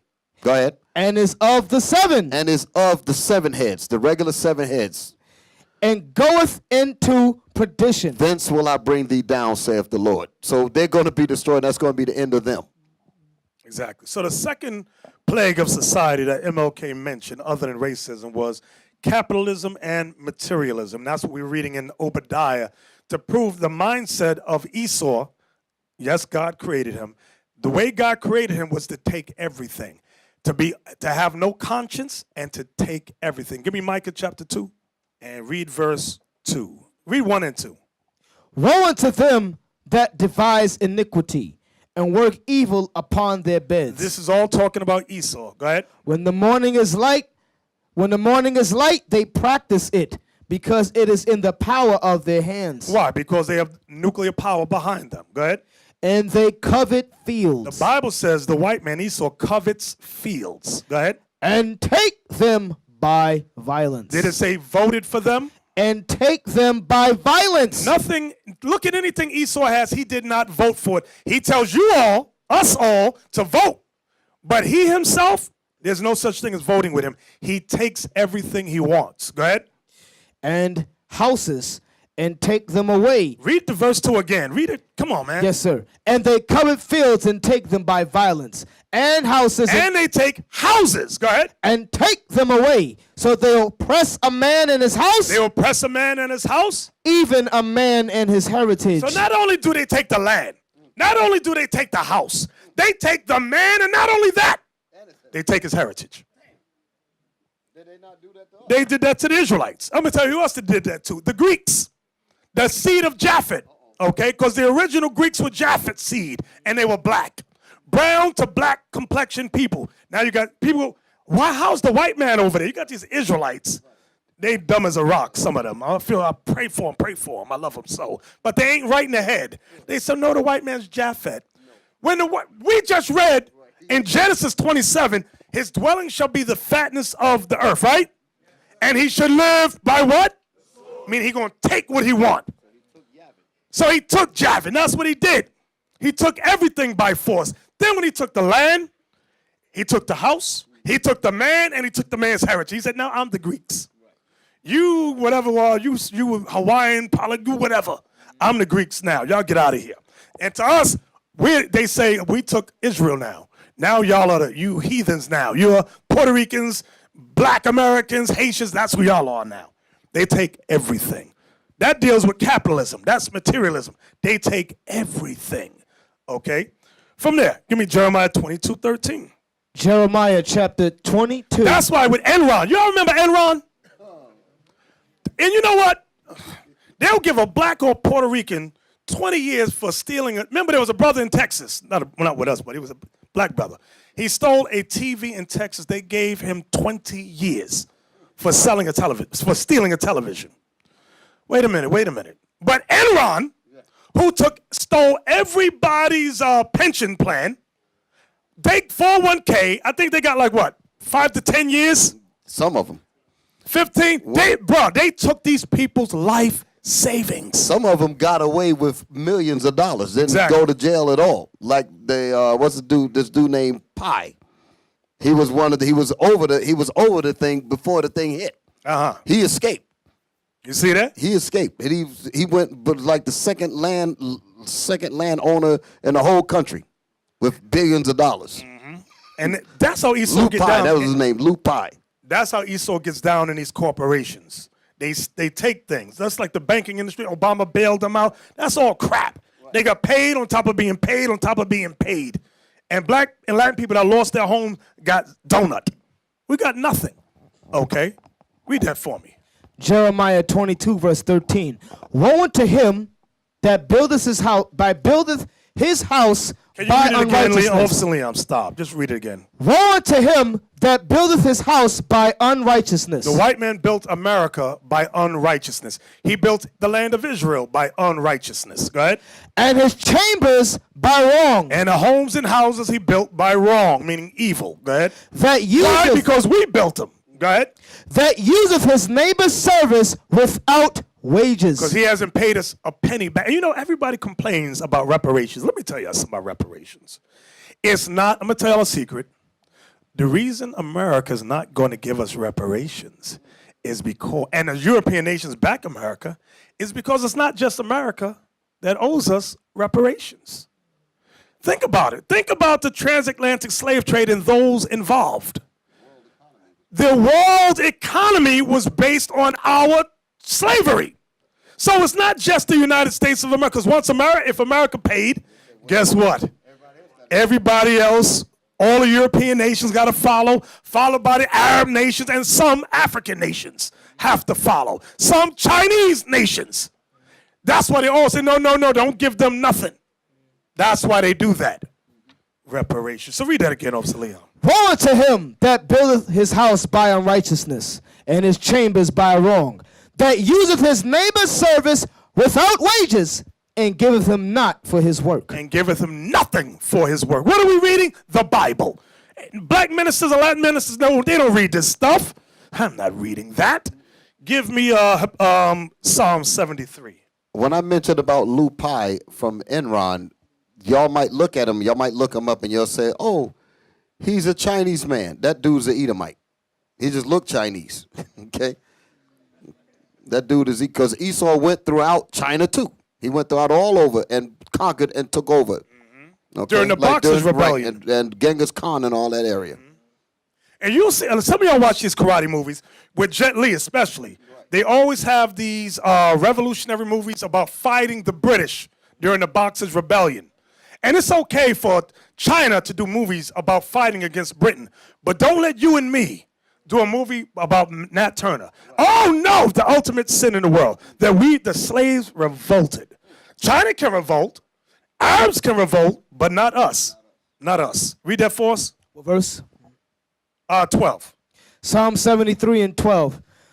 Behold, these are the ungodly who prosper in the world. They increase in riches. This is talking about your favorite neighborhood, your friendly neighborhood white man. They're the ungodly that prosper. Go ahead. Verily I have cleansed my heart in vain, and washed my hands in innocency. For all the day long have I been plagued and chastened every morning. If I say I will speak thus, behold, I should offend against the generation of thy children. Right, we speak against the generation of their children. Their children, it wasn't me. Right. I didn't do it. No, just like if I steal something and give it to Yawasop, not only do I get arrested, he gets arrested to, what do they call it, brothers? Possession of stolen goods. Possession of stolen property or goods or accessory to a crime. So you think for some reason, the law's reason, it's just like, I always tell her, it ain't a joke, but you ever hear black people, y'all good for saying this. I'm half white. Why are you white? Why you say you're white? Because my great-great-great-grandmother was raped by the white man. Okay, was your grandmother married to your granddaddy? Black man? Yeah, but she got raped. So you mean to tell me, brother, not only was your real black grandfather having sex with your mother, but because the white man raped her, his sperm was so powerful, it knocked the granddaddy's sperm out the box, and now you're a white man. Is that what you're telling me? That's the mindset of our people. That he is so all-powerful. I don't care if your grandmama got raped. So what? Oh, but I came out light-skinned. Half us in the room is, not us, but half the brothers in the room is light-skinned. It means nothing. We've always had differences in complexions. But shut the hell up now and just listen. Read that again. Yeah, Elder, you just said that Esau ain't judged for all the wickedness he did, right? Esau took this earth, this country from the North American Indians. All the evil they did, they brought us in slavery, they raped our wives, all the wickedness that Esau done in this society, he ain't got judged for it as yet. But when you examine that spiritually, when you go back to Genesis, remember that spirit, the judgment that was on Cain. The judgment was that he's going to be a fugitive and a vagabond. What's a fugitive? A fugitive is somebody that running from judgment. You understand? That's somebody that have not been judged as yet. So that's that same wicked spirit that Cain had in the beginning. That's the same wicked spirit that Esau rolling with today. Exactly. Read on. If I say I will speak thus, behold, I should offend against the generation of thy children. When I thought to know this, it was too painful for me. Until I went into the sanctuary of God, then understood I their end. Now that verse 17 is a heavy verse. Because until our people come into this truth, they're always, why is the white man prospering the way he is? We should do what he does. No, this ain't King David, this says Asaph. Asaph, which was the leader of the choir that David had set up, he said when he witnessed that the wicked was prospering, he didn't understand it until I went into the sanctuary of God.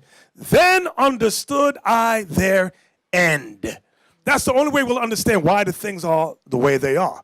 You got to come into this truth and learn the Bible. Or you're going to be confused, okay? Give me Exodus 20. So now, go to Romans 2:1 again. Watch this. I'm going to hit y'all with that again. Romans 2:1 again. The book of Romans chapter 2 and verse 1. Uh-huh. Therefore thou art inexcusable, O man, whosoever thou art that judgest. For wherein thou judgest another, thou condemnest thyself. For thou that judgest doest the same things. So we have to be mindful that we are not guilty of doing the same thing. So you may say, well, I've never stolen anyone's land. I've never done that. Okay. Well, that's good for you, brother. Very good, very good. Give me Exodus 20 and 17. Let's read the law first. Exodus 20, verse 17. Thou shalt not covet thy neighbor's house. Thou shalt not covet thy neighbor's wife, nor his maidservant, nor his maidservant, nor his ox, nor his ass, nor anything that is thy neighbor's. So now we know that Esau has broken this law to the utmost. They don't give a hoot about the law. But now the law comes back for us, the people of God. Give me Jeremiah 6:13. This is what the Lord said to the prophets. Jeremiah chapter 6 and verse 13. For from the least of them even unto the greatest of them, everyone is given to covetousness. Now he's talking about the Israelites. He said all the Israelites, from who, Leon? Read it again. From the least of them, From the least of them, even unto the greatest of them, even to the greatest of the Israelites, everyone is given to covetousness. everyone is given to covetousness. That's the sin. That same thing that Esau broke. The Lord says you Israelites are guilty of the same thing. Was that it? And from the prophet even unto the priest, everyone dealeth falsely. He said, even y'all Levites, you prophets that's dealing with the scriptures, you're covetous too. From there, give me Luke 12:15.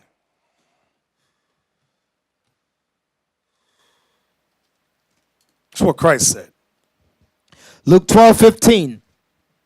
And he said unto them, take heed and beware of covetousness. So Christ warned us. He said, take heed and beware covetousness. Go ahead. For a man's life consisteth not in the abundance of the things which he possesseth. You see that? For a man's life takes, what? Read that part again. For a man's life consisteth not in the abundance of the things which he possesseth. Many of us think our life is not a life unless we have abundance. So what does that cause us to do? Covet. Coveting is the first sin, but there's other sins that follow behind coveting. I'm going to give you an example. Give me Proverbs 1:19. Once coveting is an inner thing. Understand that. Coveting is an inner thing. Hey, Officer Leon, that one you just read in Luke. Was there a verse above it where a man said to Christ, tell my brother to divide the inheritance? Yes, sir. Can you read that? Luke chapter 12 and verse 13. And one of the company said unto him, Master, speak to my brother, that he divide the inheritance with me. And he said unto him, Man, who made me a judge or a divider over you? And he saith unto them, Take heed and beware of covetousness, for a man's life consisteth not in the abundance of the things which he possesseth. So evidently, somebody died in that man's family. The inheritance was left to his brother. He wanted Christ to sit down with him and his brother and divide the inheritance that was left to the brother. That's why Christ said, listen, I'm not here to deal with this foolishness. So think about that mindset. Many of us have brothers and sisters. We have family members that die. And it'll be family members that love you and you love. But when somebody dies in a family, you better watch out. All hell about to break loose. You're going to be nigga Joe. You ain't no good. You're going to hear all kind of evil against you. Anybody know what I'm talking about? It happens in everybody's family. Fighting over the Death certificate. The inheritance of what's left behind. Happens in everybody's family. Evil. Covetousness. Proverbs 1:19. Proverbs 1:19. So are the ways of everyone that is greedy of gain. Greedy of gain deals with coveting. Because now we're reading about Israel. We just got on Esau about their materialism, their capitalism, and we condemn them for that. Now the Lord is talking about us. Read that again. So are the ways of everyone that is greedy of gain, which taketh away the life of the owners thereof. You see that? So once you begin to covet, that's what starts first in the head, in your mind, in your brain. It will lead you to wanting to steal. In order to steal, sometimes you might have to A, break that commandment, thou shalt not steal, or break the other commandment, thou shalt not kill. Coveting is just the beginning of the domino effect. Once you give yourself to covetousness, you will steal, you will kill, you will lie. Everybody understand that? That's why we must know the commandments and apply them to our lives. Give me Nehemiah 5:1-9. Watch this. Nehemiah 5, about covetousness. Watch this. Nehemiah chapter 5 and verse 1. And there was a great city of the people and of their wives against their brethren. Now, the this is Jews. when we came out of the Persian captivity. Cyrus had released us, and we finally, after time, it took some time later after he gave the edict, we got released. We go back to our homeland, the land of Israel. Read from verse 1 again. And there was a great cry of the people and of their wives against their brethren, the Jews. For there were that said, we our sons and our daughters are many. Therefore we take up corn for them that we may eat and live.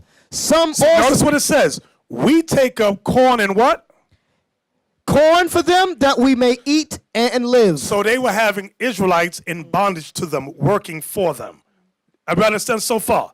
Read on. Some also there were that said, we have mortgaged our lands, vineyards, and houses that we might buy corn because of the dearth. There was a famine. So they had to mortgage their homes, the land. Go ahead.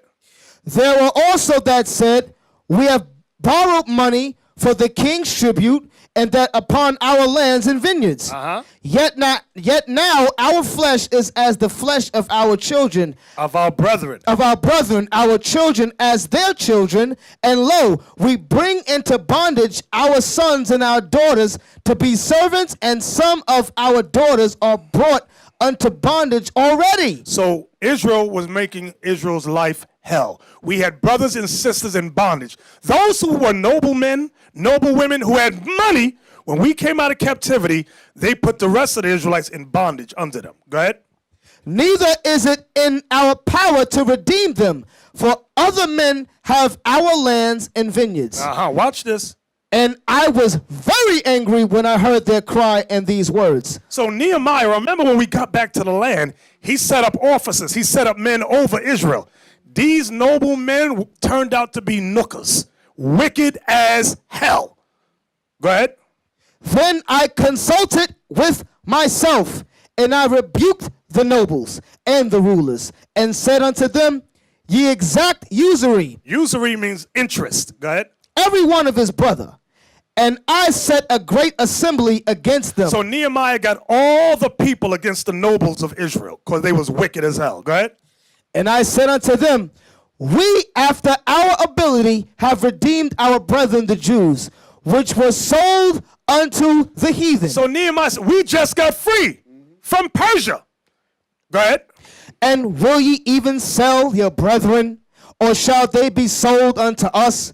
Then held they their peace, and found nothing to answer. Nehemiah was cutting them up so bad, shutting them down. They had nothing to say. He humiliated them and embarrassed them. Go ahead. Also I said, it is not good that ye do, or ye not to walk in the fear of our God, because of the reproach of the heathen, our enemies. You see that? Because they were living like the heathen were, treating Israel the same way the heathen treated them. So Nehemiah was cutting them with the word of the Most High. And this is why a lot of these Kemetic and all, they don't want to come into this truth, because if they come, they have to reform and change their way of thinking. There ain't going to be no real estate scams. It ain't going to be no taking other brothers' wives. All that evil that they do in these Kemetic crap people out there. Kemetic crap people out there. Right. It ain't going to happen. So they say, no, the Bible's fake. We don't get with that book. Right. Okay. Right. That goes into the law where the Most High said, thou shalt not rule over your brother with rigor. Exactly. 1 Timothy 6:5, New Testament. So we're still dealing with materialism, capitalism. The Most High is warning us about that spirit, that mindset. 1 Timothy 6:5. Perverse disputing of men of corrupt minds, and destitute of the truth, supposing that gain is godliness. See that? Israelites at this time supposed that because they had money, that they were godly. That spirit is in the Christian church today. That's where all the wealth and the money is, in the Christian church. That's how they were able to get a $65 million jet for Creflo. They suppose that gain is godliness. Read. From such, withdraw thyself. The Bible says get away from Israelites like that. Go ahead. But godliness without contentment is... What? Read that again. But godliness with contentment is great gain. Godliness with content, being content with what you have. Right. That does not mean, listen to what I'm about to say, that does not mean you cannot not improve your skill set to get a higher increase in pay. That ain't what he's talking about. Paul is warning us about what sin, brothers? Covetousness. Because if you are not content, covetousness will lead you to lie, to steal, and to kill. Go ahead. For we brought nothing into this world, and it is certain we can carry nothing out. In having food and raiment, let us be therewith content. But they that will be rich fall into temptation. You see that? But they that will be rich fall into temptation. Tempted to what? Tempted to covet, which will lead them to steal, which will lead them to lie, which may lead them to kill. That's why it says, for they that will be rich in this world fall into temptation. Go ahead. And a snare. A trap. A snare is a trap. Go ahead. And into many foolish and hurtful lusts. Then into many foolish and hateful lusts. Like in the entertainment world, a lot of times when they have these parties and they have drugs in these parties and all that, and they have some of them turn out into orgies, and they videotape everything, and then they put the tape away for a later day. There was a movie Spike Lee did with Denzel Washington. When Denzel was a detective, the bank robbery. Inside Man. Inside Man. Remember the white woman played by, I see her face, I can't remember her name. Jodie, what is it? Jodie Foster. Remember the white woman? She was able to get places that nobody could go. She had information secrets on all the top assemblymen. You never saw the movie? She had information that way anything she wanted, it would be, okay, you got it. Because if she went against them, all she had to do was reveal the dirt. Then their whole career, yeah, that's the movie right there. That's Jodie Foster, my bottom left, which may be your bottom right. If y'all see the movie, she had the scoop on all the top congressmen, all the top bankers. She knew something about all of them. So anything she wanted, she got. Because a lot of times in the entertainment business, when they go out, somebody's always videotaping. Then they put it away for a rainy day. And they got you in their pocket. Read that again, Leon. But they that will be rich fall into temptation and a snare, and into many foolish and hurtful lusts, which drown men into destruction and perdition. Go ahead. For the love of money is the root of all evil. Because that will lead you to covetousness is what it's going into. The love of money is the root of all evil. Coveting money is the root of all evil. That's what he's talking about. Go ahead. Which And all evil goes with stealing, lying, and killing. Go ahead. And maybe something, adultery. Go ahead. For the love of money is the root of all evil, which while some coveted after, There goes coveted after. they have erred from the faith, Coveting will cause you to err from the faith. and pierced themselves through many sorrows. Now give me Sirach 5, verse 8. Sirach 5, verse 8. Hey Ella, how is it coveting gonna make them err from the faith? You know, I think some of these brothers and sisters fully understand what that's saying, You know, when it says that when you coveting, it gonna make you err from the faith, why? Why it's saying that? Because a lot of you sisters be doing that thing, man. You know, you all see certain things and you all keep stressing your husbands out. You know, coveting after certain things. You know, when you do that, it gonna make you err. It gonna make you gonna start breaking God's laws to obtain these things. You know, that's what it means. It gonna make you err from the faith. Exactly. Sirach 5 and 8. Sirach 5 and 8. Set not thine heart upon goods unjustly gotten. You brothers and sisters hear that?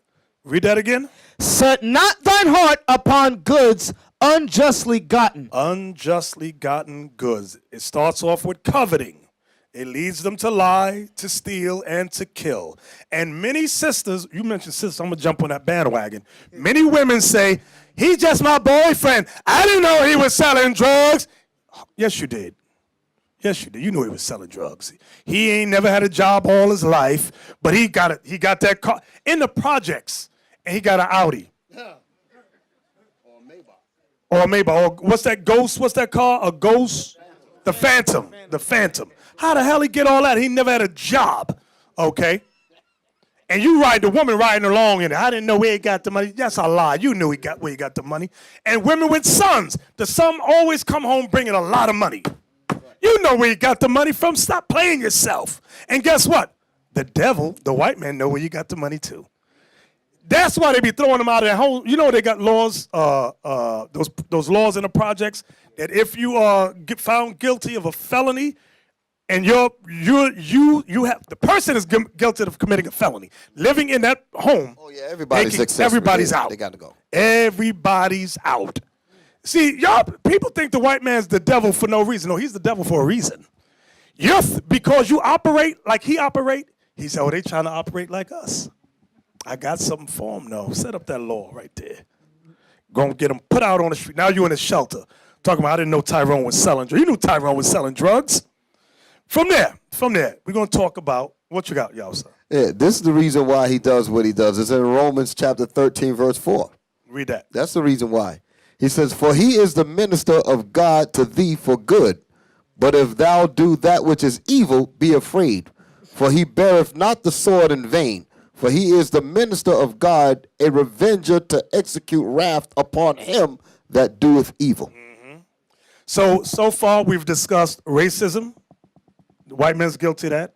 Our people guilty of that, hating each other. We discussed materialism or capitalism. White man's guilty of stealing, robbing, coveting. Our people are guilty of the same daggone thing. So the third plague of society that MLK mentioned was militarism. Is that the word militarism? Militarism. You may say to yourself, we're not guilty of that. You never heard of gang wars. You've never heard of the Bloods and the Crips. You've never heard of MS-13. You've never heard of Nieta. You've never heard of the Latin King. You never heard of these things, these gangs out there? You never heard of La Familia? You better believe we understand war. It may not be to the level of the white man, but our people are good for executing war against each other. Understand that. And we will fight. White men fight for world dominance, right? Let me tell you what our people fight for. We fight for envy, money, and women. Those are the three things our people fight for. Envy, because we're jealous of the next dude. You got something we jealous of, we want to take it from you, so we rob each other. Envy. Then money. We got to have the money. You get the money, you get the power. Then you get the woman. Get her the money, you get her the power. Who said that? Didn't Scarface say something like that? Yeah, that was in Scarface, but they made a song about it. What's his Money, name? Power, Respect? Right, yeah. Right. Little Kim? Right, Little Kim. She made it. Right. I ain't talk about her looks, but it was the original statement is in the movie Scarface. But we fight envy, money, and women. And it's always against each other. It's never against the man that has oppressed us. Always against each other. Actually, we fight for anything just to be seen. Give me that Micah 2:8. Look at me, I'm flossing. I can tell you I just killed 20 people to get it. That's why we shouldn't be envious of nobody. You don't know how that brother or sister got what they got. Read that. Micah 2:8. Even of late, my people is risen up as an enemy. Ye pull off the robe with the garment from them that pass by securely as men averse from war. You see that? We was robbing. This is before the white man. Many times people say, oh, we only like this in this condition because of the white man. Micah 2 was way before the white man. Okay? We were robbing each other for our clothes back then. We treated them like we came from war. Like they was enemies to each other, to each one another. And we robbed each other. Read it again. Before the white man came, the last poets, right? Go ahead. Even of late, my people is risen up as an enemy. We were enemies to each other. Go ahead. He pulled off the robe with the garment. Remember they had the 8-ball jacket? Yep.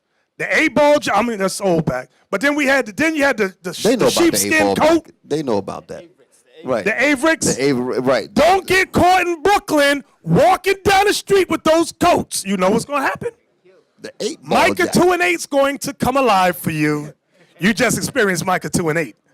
Read that again. Ye pull off the robe with the garment from them that pass by. They will steal your shoes, your belt, everything. Right. They will rob you. They will rob you. Now that ain't the original 8-ball jacket. There was one with the white 8-ball on it. Right. But that's good enough, though. Yeah, that's good enough. People were man. dying for those. I tell you, now they got Put that those. on, you was put to What's death. those new shoes and belts they got? Is it Gucci? The ones that cost like $1,000 for a pair of shoes. Is it Gucci? Maybe Gucci. Type that in. Type Gucci, Louis Vuitton. Type them things in. This is what they're robbing people for. Now I'm looking at the 8-ball jacket. He's in a studio filming that. But if he would have walked out on the street, he'd have been shot. Give me the jacket. Give me the Gucci jacket. I don't think we can afford the Gucci jacket. Maybe some of us can, but don't get caught. Look at them jackets. Look at the prices on them Look at this jackets. stuff here. They look gay, eh? I ain't wearing that. I would never wear that. Now, But a Negro, now I see the white man is modeling it, but that's as far as it's gonna go. Yeah. He gonna model it, but the Negro will buy it. yes. And then, and brother will wait for you to put Wait, that and but say, as I soon know. as- Because black people, we know how much things cost. Yep. And go, you know what? Rob that nigga. Here he come. Look at him. Type in Gucci shoes. Type in Gucci shoes. Let me see. I had a case like that. A brother got robbed of his sneakers. And the nigga, I'm sorry, I keep saying that word. I'm Right? sorry. Because you got to use those terms when it comes to things like this, because it makes Look no at that. sense. And look at the prices on this stuff. Look at this damn thing. Look like a rat in a slipper. Look, move. What the hell is this? Hey, I got a jacket that look like that. That's funny. But these things is mad expensive. And we rob each other for this stuff. Their job is to rob you. 1 day a week they work. You working 5-6 days a week. He waiting for you to come home. He know you just got paid Friday night. And he robbed you. He said, I'm about to get paid tonight and I'm going to get my girl all this stuff. And the woman that he bought, she ain't going to say nothing. She going to walk around Brooklyn and floss too. She ain't getting on the bus. Here you buy the shoes. You don't wear the shoes but about 2 days. Bam, somebody kill you and take the shoes. Exactly. Hey, that's for you brothers that like flashing, man. Like wearing them expensive jewel, them expensive shoes. Our people hate each other, man. You go there, they will rob you. You understand? So you'll stay flossing and flashing. You know, Deacon Laba, I love the brother. He bought me a gold chain. And the gold chain weighed like this piece of paper. I said, jingle, jingle. I said, Laba, this is cheap, fake gold. He says, Bishop, I know we got to look good, Bishop. I said, Laba. I said, we going to Jamaica. Imagine we go to Jamaica and somebody just think that's real and rob us over some fake. I said, that ain't happening to me. Can you imagine that? I got robbed for some fake gold. I said, no, that ain't happening. If I'm going to get robbed, let it be the real thing.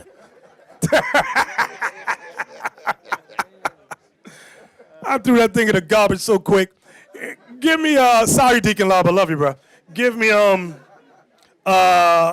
4:1. James 4, we're going to read 1 through 5. So we're dealing with militarism, war. We just read about how we deal with one another like men of war when we rob each other. Come on. James chapter 4, verse 1. From whence come wars and fightings among you? Now remember, he's talking to the 12 tribes of Israel scattered abroad. We had wars amongst each other, fighting, internal fightings with one another, just like some of y'all up in here. Go ahead. Come they not hence, even of your lusts that war in your members? You know what the word lust, give me that in Romans 7:7 so we can see what the word lust translates to. Romans 7 verse 7, what does lust mean? Give me another word for lust. Romans chapter 7, verse 7. What shall we say then? Is the law sin? God forbid. Nay, I had not known sin but by the law, for I had not known lust except the law had said, thou shalt not covet. So lust and coveting is the same thing. When you lust for something, you coveting it. Go back to James 4:2. Ye lust and have not. Ye kill and desire to have and cannot obtain. Before you begin to kill, the first emotion before killing is what, brothers? Huh? Hatred or anger. You got, yes, coveting. But then once you covet something someone has, you get an emotion for that brother or that sister. It's called hatred or anger. Then you step out and lay hands on that brother or sister. That's what it is. Ye lust and have not. You kill. That kill goes with hate and it goes to literal killing. And desire to have, come on. And cannot obtain. Ye fight in war. Yet ye have not, because ye ask not. When it says because you ask, it means because you don't ask the Most High for it. You don't receive it because you're not asking, you're not praying for it. Go ahead. Ye ask Now he says, and those of you that do ask, that do pray, and receive not, but you're not going to receive it either. Why? because ye ask amiss, You ask for the wrong reason. Go ahead. that ye may consume it upon your lust. And you may consume it upon your lust. Brothers and sisters, take the bus. One brother says, Lord, I need a car. I need a car so I can take my wife, my child to school. Another brother says, Lord, I need a car because I want to floss in front of these niggas. I want to look good. The one that want to floss ain't going to get what he's praying for. Lord, I'm not answering that. Satan might answer it, but the Lord ain't. Okay? Satan may say, okay, go deal with that drug dealer over there. You're going to get what you want real quick. What verse was that, Leon? That was verse 3. That was verse 3. Now, militarism. We get on Esau about it. Go to Romans 2. So the Lord is saying that we war too. We got internal struggles and fightings within us. Read it. Therefore thou art inexcusable, O man. Whosoever. Therefore thou art inexcusable, O man, whosoever thou art that judgest. For wherein thou judgest another, thou condemnest thyself. When you judge somebody, make sure you don't condemn yourself. Make sure you are not guilty of the same thing. Here go a thief going to condemn the white man of stealing the country. Brother, you just stole that Snickers, but I just seen you do it. You going to talk about stealing and stealing. Okay? You can't condemn somebody without condemning yourself. Here you are condemning the white man for adultery, and you brothers know that some of you have gone from woman to woman to woman to woman, ain't take care of their one. You need to be quiet. As what's that Hebrew word we made up? You need to shut up. That's an acronym, by the way. So, now let's talk about the white man, our friend and yours. Give me the one, the toxic gas attack. Now, this might have scenes in it that you may find questionable, and it may hurt you. So if you don't want your kids to see it, take them out of the room. Toxic gas attack. This is the militarism of Esau. Struggling for breath, fighting for life. These are the tortured moments of Syrians caught up in the apparent toxic gas attack in Khan Shaykhun. Sufferers are stripped and soaked in water, hoping to wash away the worst of the chemicals, while others are given urgent life-saving treatment. For some, it's simply too late. This man lies where he fell, his breathing heavy, alive, for the moment at least.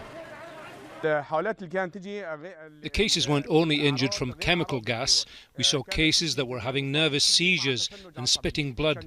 It seems that their lungs were damaged. Locals say the attack came early on Tuesday. They heard aircraft in the area and explosives being dropped.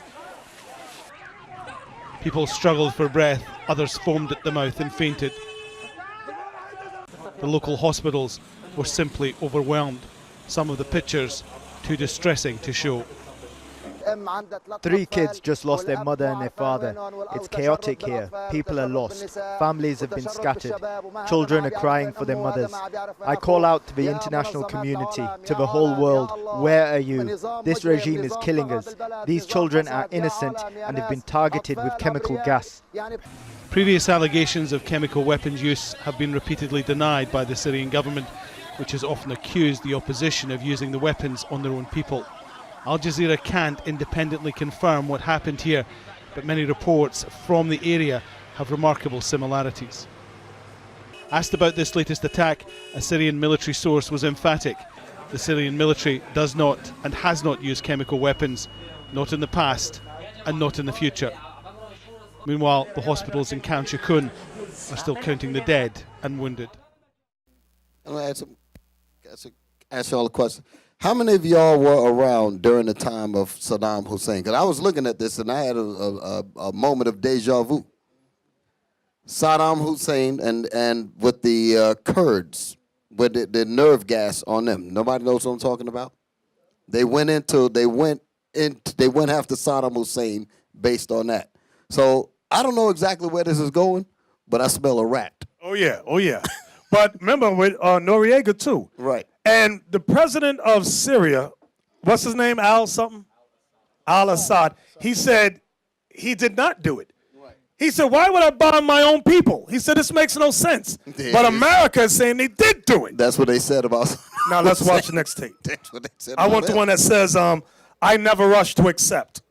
Well, if it's all true that Assad did use chemical weapons, I mean, the world's nation should mobilise together to stop that and put him on trial.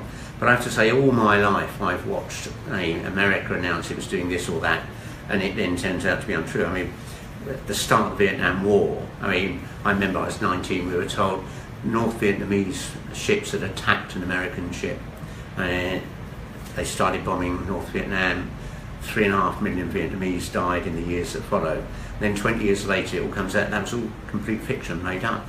And so I never rush to accept anything I'm told by America. It's all about American imperialism.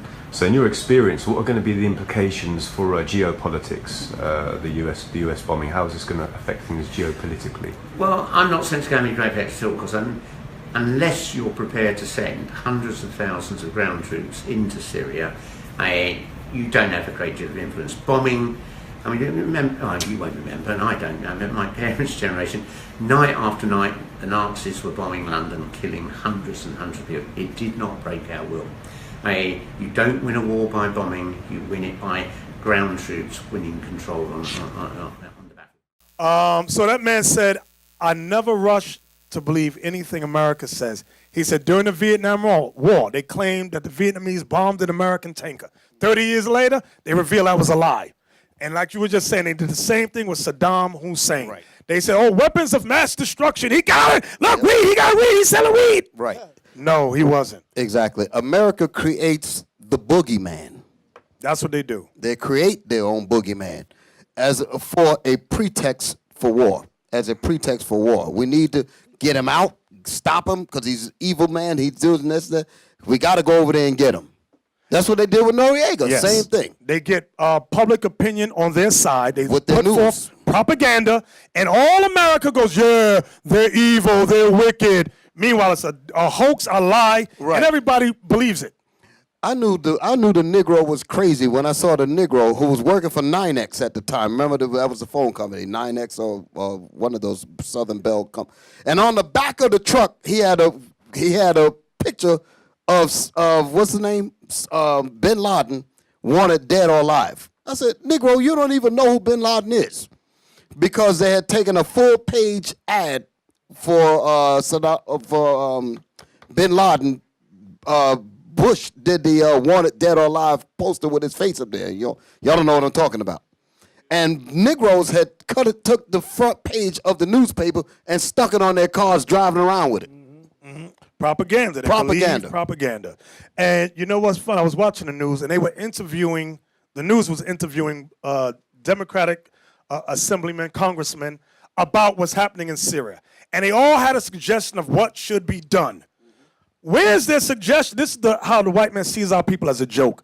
You have all this understanding when it comes to Syria on the other side of the world. But over here in America, you don't have a clue. But blacks and Latinos killing each other at a phenomenal rate, but you don't have a clue how to fix that. That's how they look at us, as a joke, as a mockery. You're so smart about the other side of the world, but here in your own home, here in Chicago, for example, you don't have a clue how to fix that. Black killing black, 3,000, well, over 1,000 last year. But nobody got a clue of what to do. But you know so much about Syria, a place you've never been. That's a joke. The white man we make ourselves into a joke. Right. You just have to ponder on that while the bishop continues with his class. Just ponder on that statement alone, and that shows you how sick we are. Exactly. Go to the next video with the Marine. The United States is in a perpetual state of war because the bankers control the politicians, and they read the script as given to them by the banksters, and they make huge amounts of money off of this. What this gentleman is saying about the United States not wanting war, not wanting to get involved, is like Iraq 2.0. It's a repeat of the same rubbish that was said, oh, we don't want war, war is a last resort. That's absolutely untrue, it's a lie. Those that are in government are nothing more than prostitutes who are carrying out the orders of those who are in charge of them, and those that are in charge want another war. And part of that is what we discussed earlier, the Greater Israel Project, to destabilize any Arab regime which might have any kind of autonomy and self-determination. Any regime in the Arab world that is not an absolute puppet cannot be tolerated. And who are the nations that we target? Those that are not puppets. We don't target those like the Saudi regime, which is the biggest human rights violator in that region. It's cutting off people's heads in public, cutting off hands. It is the most grotesque regime on the planet, and yet we give that regime weapons, and it's no problem whatsoever. The duplicity and hypocrisy of the United States and the West can't even be measured. It is so enormous. And these mouthpieces, such as this gentleman in Washington, is only doing a disservice to himself and his country. And the fact is that American sons and daughters will get involved in this yet again, and these chicken hawks who are pretending to care about the Syrian people are going to be sacrificing not their own sons and daughters. I would like this man to send his sons and daughters and his grandchildren off to Syria when this turns into a greater conflict, because this is what we're flirting with, is a world war. A third world war. This is not a joke. We are flirting with a third world war on the basis that apparently we care so much about the Syrian people, just like we care so much about the Iraqi people and the Afghani people. The only people that buy this sort of stuff are either bought-off prostitutes or the dumbest of the dumb. And we're also led to believe that Assad is the dumbest idiot dictator on the planet now, isn't he? Because he invited UN inspectors to come in, and he brought them in on the very day that they come in. He decides to attack his own people 10 miles away from where the inspectors arrive. This is beyond ridiculous, and the only people that buy this, again, are bought-off prostitutes or the dumbest of the dumb. Hey, stop. Damn. You know, I didn't see that. Man, That's this some is my good first stuff time. right there. Man, listen, first of all, there's phone calls being made. Find him. Take care. Give him some poison toothpaste or something. You know, brush his teeth to death or something. But what he said is true. Of course, what he said is true. The American public generally believes anything CNN, the Caucasian News Network, says. They believe anything. Oh, it's true. Look, they said it. That's a white man, but they're going to kill him. They're going to kill him. They say, you have no, like Kennedy, you have no business speaking like that. Because if we said what he said, people would, oh, you're just a conspiracy theorist. You're just conspiracy. Now the white man said, shoot. Oh, that's credibility there. They say, you niggles can say it because nobody believed them, but you can't say that. Exactly. Because people will believe you. There you go. Give me the next video. That was heavy. I like that thing. God, he said, how dumb would he be? When the inspectors come, the day that they're there, he bombs 10 miles away. His own people, that makes no... I didn't miss a beat When I of first what heard, he I said. said, this don't sound right. This sounds dumb as hell. Right. But I like how he said people, either they're prostitutes or they are the dumbest people on the planet. Dumbest of the dumb. And that's how the American public is in front of these television tubes. Exactly. Here we go. Watch this one. Countries, the citizens know who they're at war with. But here in the United States, it's sometimes a little difficult to keep track of who we're bombing at any given moment. Do you know how many countries the U.S. is currently bombing? I have no idea. No. A few. 40 in between 50. I think 1 or 2. I don't know. My favorite color is purple. In fact, we're currently bombing 7 different countries. Now, let's start with the easy one. If you've been watching the presidential debates, you know that ISIS is a major concern to our candidates. ISIS. ISIS. ISIS. ISIS. ISIS. You brag that you have sexually assaulted women. ISIS. ISIS is located in Iraq and Syria, so we're dropping bombs on both those countries. Syria is a real humanitarian catastrophe where literally half of the country's 22 million people have been either killed or displaced. The Syrian war is a complicated clusterfuck with at least 4 different factions fighting each other. Our goals there are to knock out ISIS, but also to knock out the Syrian dictator Bashar al-Assad, but they're fighting each other, so sometimes it's a little difficult to know who's bombing whom. The fact that we're bombing Iraq should come as no surprise. As The Onion points out, we've been bombing them off and on for about 25 years now. The other country that shouldn't come as too much of a surprise is Afghanistan. We invaded them way back in 2001 in response to the 9/11 attacks. We've been fighting there for 15 years now, and there's no end in sight. It is officially the longest war in American history. And as part of our war in Afghanistan, we're also bombing Pakistan. That's because sometimes the Taliban and Al-Qaeda hide out in the northern part of that country along the Afghan border. Now is where things start to get a little bit more complicated. We're also bombing a country called Yemen. Now, the war in Yemen is incredibly complex, but basically, we're conducting our own drone strikes there to target al-Qaeda camps, but we're also supporting Saudi Arabia's larger attack on a group of rebels known as the Houthis. To be clear, the situation in Yemen is also a massive humanitarian disaster. According to the UN, 80% of the Yemeni population is in desperate need of humanitarian aid to meet even its most basic needs. There is evidence that the Saudis are deliberately targeting civilians. According to The Guardian, more than 1/3 of all Saudi-led air raids on Yemen have hit civilian sites, such as school buildings, hospitals, markets, mosques, and economic infrastructure. Just the other day, there was a US-backed Saudi-led airstrike on a funeral that killed 140 people and wounded another 525. According to the Associated Press, in the aftermath of the strike, hundreds of body parts were found strewn in and outside the hall. Rescuers collected them in sacks. The attack turned the funeral into a lake of blood. Another country we're bombing is Libya. Now, you may remember we bombed them way back in 2011 to get rid of their dictator Muammar Gaddafi. But after we got rid of Gaddafi, the country descended into chaos and ISIS was able to move in. So now we're bombing them because we don't like the replacement for the guy that we didn't like. And finally, the 7th country we're currently bombing is Somalia. Back in March, an American drone killed 150 people there. Now, immediately, the Obama administration put out a statement that claimed that every one of those 150 people was a dangerous terrorist from Al-Shabaab, a group that has carried out several attacks within Somalia. No one has independently verified that all 150 people killed were in fact terrorists. The only evidence we do have is from that one statement, from the government that killed them.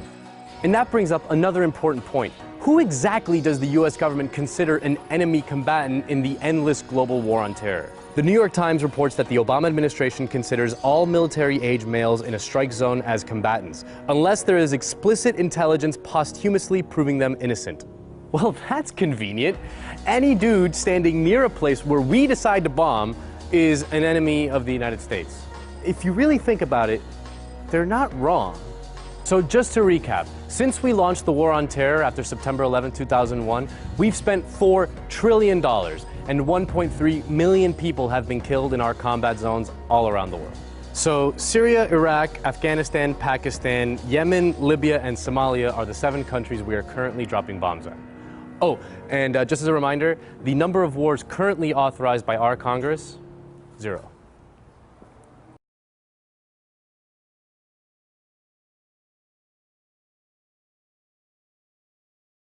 But they're doing it exactly. Exactly. That's what he's saying. So now Bashar, he made a statement regarding why America. This will be the last video, but why America hates him.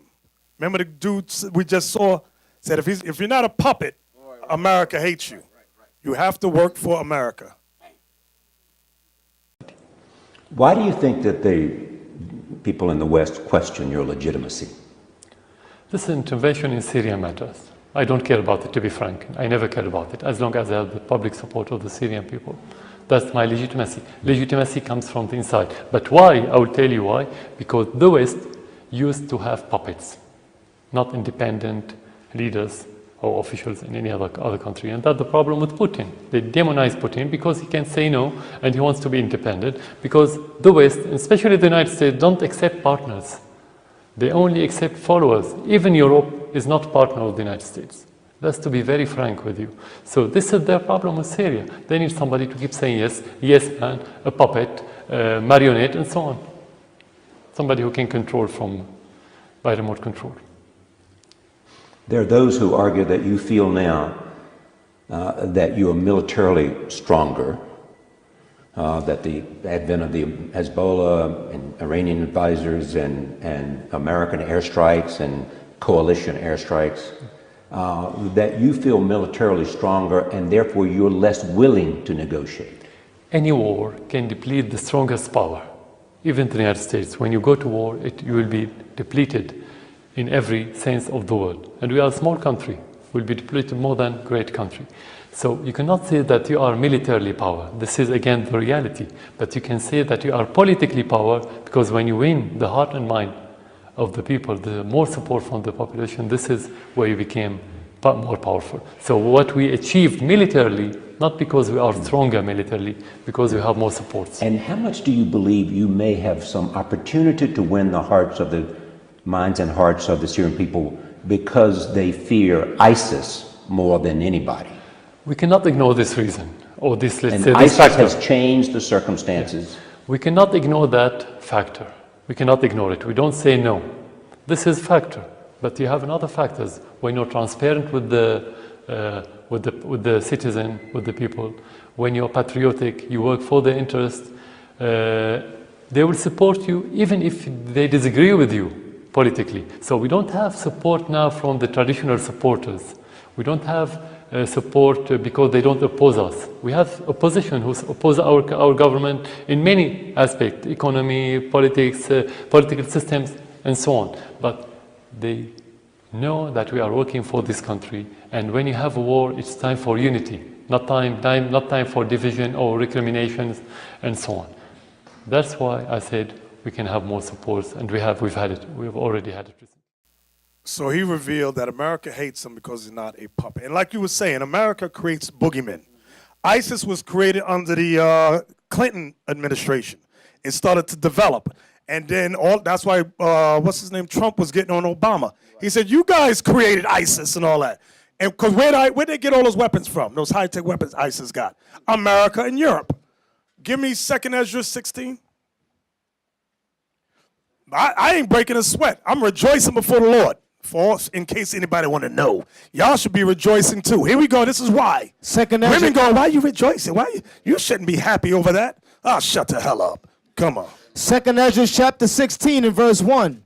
Woe be unto thee, Babylon and Asia. Woe be unto thee, Egypt and Syria. And who? And Syria. What we're reading about is Bible prophecy. You ain't going to read about Syria in these lands in the Egyptian Book of the Dead.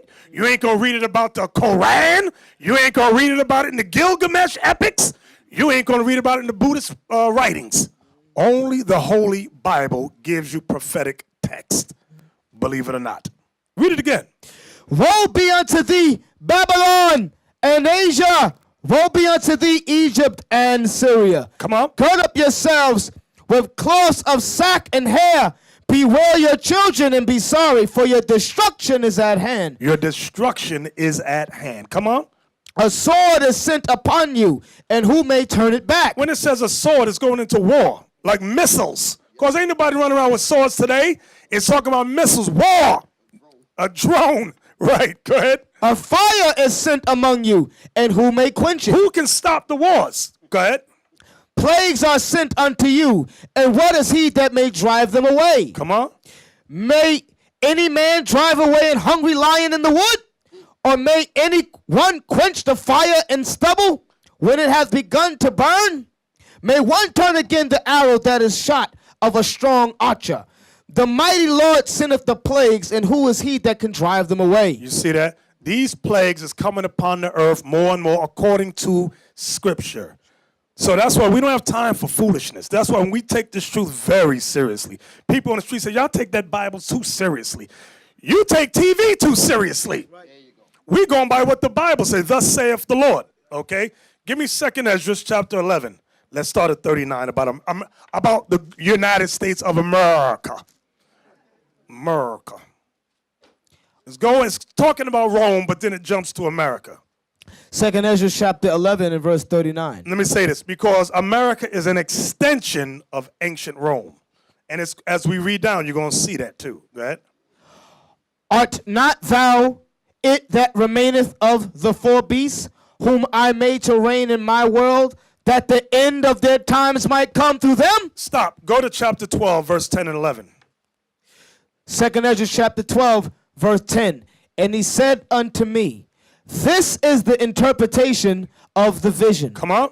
The eagle whom thou sawest come up from the sea is the kingdom which was seen in the vision of thy brother Daniel. Referring to Daniel chapter 7, verse 7 through 19. Go ahead.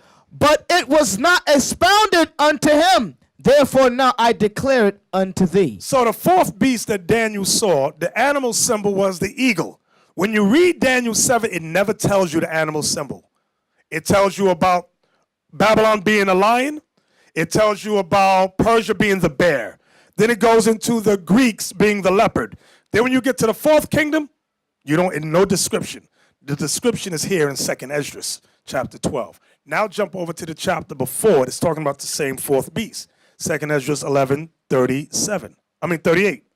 Hear thou, I will talk with thee, and the highest shall say unto thee, art not thou it that remaineth of the four beasts, whom I made to reign in my world, that the end of their times might come through them? Right, remember, it's talking about Rome, but Rome fell in 193 AD. So the end of the world didn't come yet, so he's letting you know that Rome was going to be revived as the United States of America.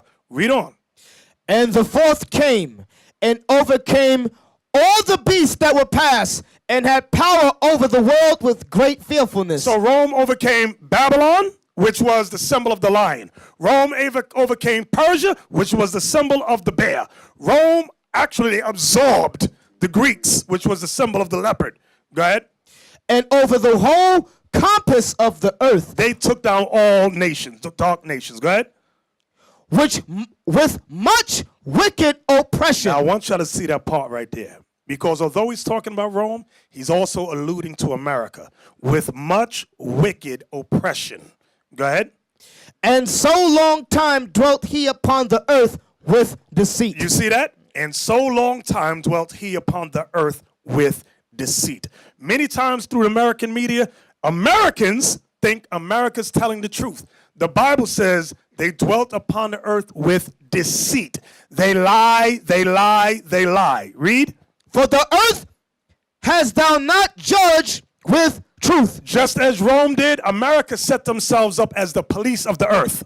That's why anytime there's a problem in the earth, America goes, we're going to go fix it.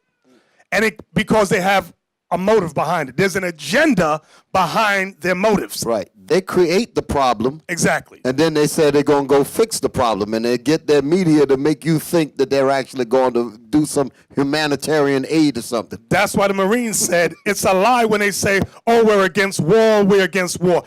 America initiates the wars, starts the wars, creates the boogeyman, sends forth propaganda to get the people in those lands against their own government. That's what they do. Go ahead. For thou hast afflicted the meek. Now, when it says thou hast afflicted the meek, guess what? We are the meek. Because the word meek means submissive. There's another scripture that calls the American Indians the meek. Christ called all Israel the meek. Go ahead. Thou hast hurt the peaceable. Read the whole verse again so we get the thought. For thou hast afflicted the meek. Thou hast hurt the peaceable. There's another scripture in Psalms that calls our people, the peaceable ones. And the pilgrims and the demonic came against us. We taught them how to farm and all that. What they do to the American Indians? Gave them blankets of smallpox and killed them. That's what they did. Read. Thou hast hurt the peaceable. Thou hast loved liars. Esau loves liars. Go ahead. And destroyed the dwellings of them that brought forth fruit. That's Gad and the natives that were on this side of the world. Go ahead. And has cast down the walls of such as did thee no harm. Wherever they went, from Hispaniola to Puerto Rico, all these places, the Indians in those lands, the Israelites in those lands, did them no harm. But they came and enslaved them, murdered them, tortured them. That's what the Bible is revealing. Go ahead. Therefore is thy wrongful dealing come up unto the highest, and thy pride unto the mighty. Go ahead. The highest also have looked upon the proud times, and behold, they are ended, and his abominations are fulfilled. Come on. And therefore appear no more, thou eagle. So it's telling you, America, the symbol of America is the eagle. That's what he's talking about. And therefore appear no more, thou eagle. Go ahead. Nor thy horrible wings, nor thy wicked feathers, nor thy malicious heads, nor thy hurtful claws, nor all thy vain body. So this means they're going to be destroyed. Go ahead. That all the earth may be refreshed. So the Bible is saying when this eagle is destroyed, all the earth may be refreshed. You got some dummies talking about this. This is only talking about Rome. When Rome fell, is the earth refreshed? Nope. No. So they don't know what to stop listening to these dumb, unlearned Israelite camps out there. So it said, verse 46, one more again. That all the earth may be refreshed and may return, being delivered from thy violence. See that? Being delivered from thy violence. So the white man is a violent man. Absolutely. Like we read in Micah 2 earlier today.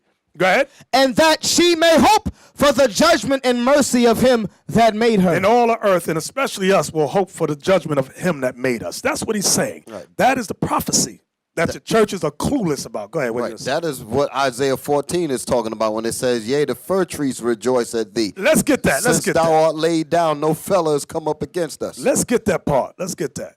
Isaiah chapter 14, verse 6. Okay. He who smote the people in wrath. Wait, smote the people in what? Wrath. Wrath. That goes back to that perpetual hatred that they have against us. Go ahead. With a continual stroke. Did it say he ended whipping us? With a continual stroke. He just changed the tool. He went from the whip to welfare. From that to the school and the prison system. There you go, right there. He changed tactics, but it's still a continuous whip. Go ahead. He that ruled the nations in anger. So it says he rules the nations in anger. This is telling you about the United States of America. They rule the nations in anger. Wait. No, go ahead. That's for another class. Go ahead. That ruled the nations in anger is persecuted and none hindereth. When it says they are persecuted and none hindereth, it's talking about terrorist activity. Nobody's going to be able to stop it. That's the prophecy. Go ahead. The whole earth is at rest. That's what you was talking about. The whole earth is at rest. When he's done, when he's gone down, like we was reading in Obadiah, thence will I bring thee down. Also in Revelation, where it says that the eighth head is going to go into perdition. Mm-hmm. When he goes down, the whole earth is going to be at rest. Exactly. What verse was that? That was verse 7. Go ahead. The whole earth is at rest and is quiet. They break forth into singing. Everybody gonna sing. Do you hear what the Bible is saying? When this man go down, your friend, when that man go down, the white man, it says the whole earth will break forth into singing. That's gonna be a glorious day. Go ahead. Yea, the fir trees rejoice at thee, and the cedars of Lebanon saying, since thou art laid down, no fellow is come up against us. This lets you know that there's a spirit in trees. Because you look at movies like The Hobbit, Return of the King, where the trees are talking. You go, oh, that's fairy tale, that's fiction. There's a spirit in trees that the Lord knows. That's why it says, the trees shall rejoice. When it says, yea, the fir trees rejoice at thee. And the cedar trees of Lebanon saying, since you are laid down, no fellow, meaning axe cutter, no fella is come up against us. Now that's some heavy stuff right there. You saw that in Lord of the Rings. Right, when the trees and them went to fight against the orc because they was cutting down all the trees in the forest. You saw that in that movie right there. Right, that goes back into Genesis. When that fugitive that's running from justice, when he's finally captured, the whole earth is going to be at rest. Give me, as we're about to close out, give me Hebrews chapter 11.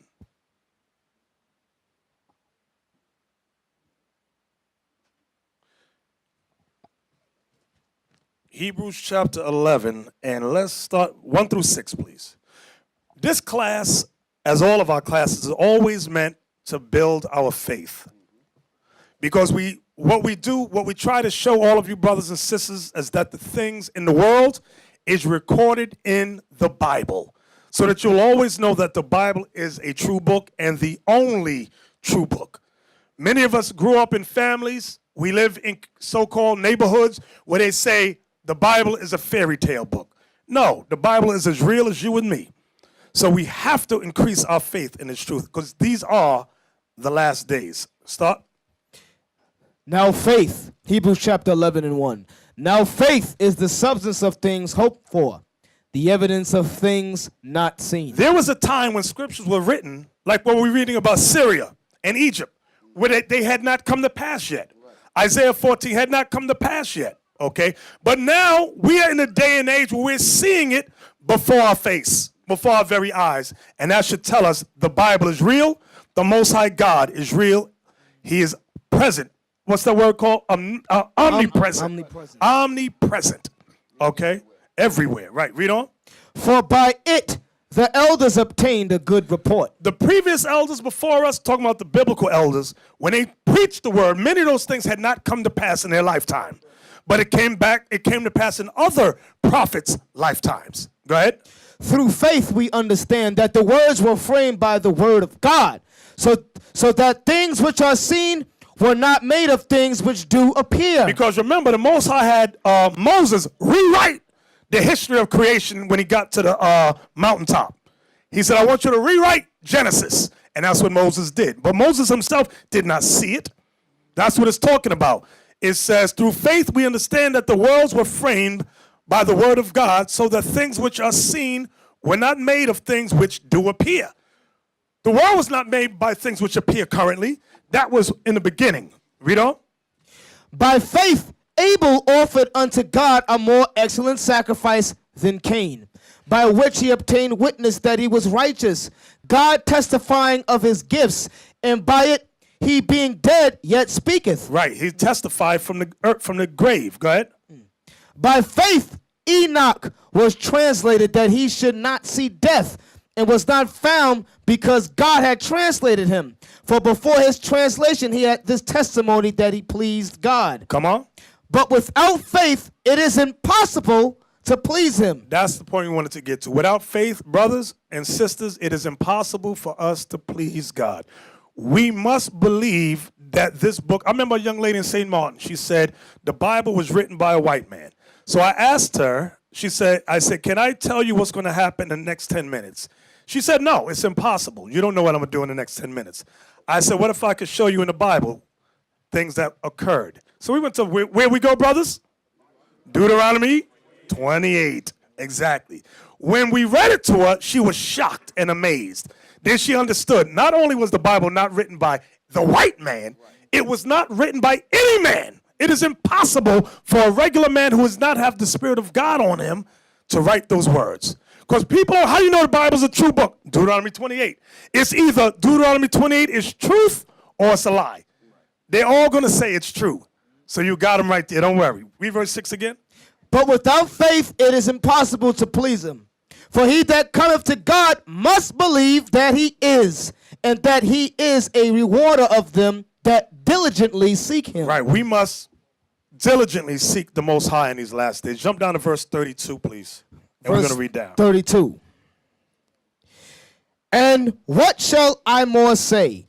For the time would fail me to tell of Gideon, and of Barak, and of Samson, and of Jephthah, of David also, and Samuel, and of the prophets. Because Hebrew 11, Paul was building the faith of the Hebrews who thought they were at one time teachers, but they didn't understand about Christ and what our forefathers went through.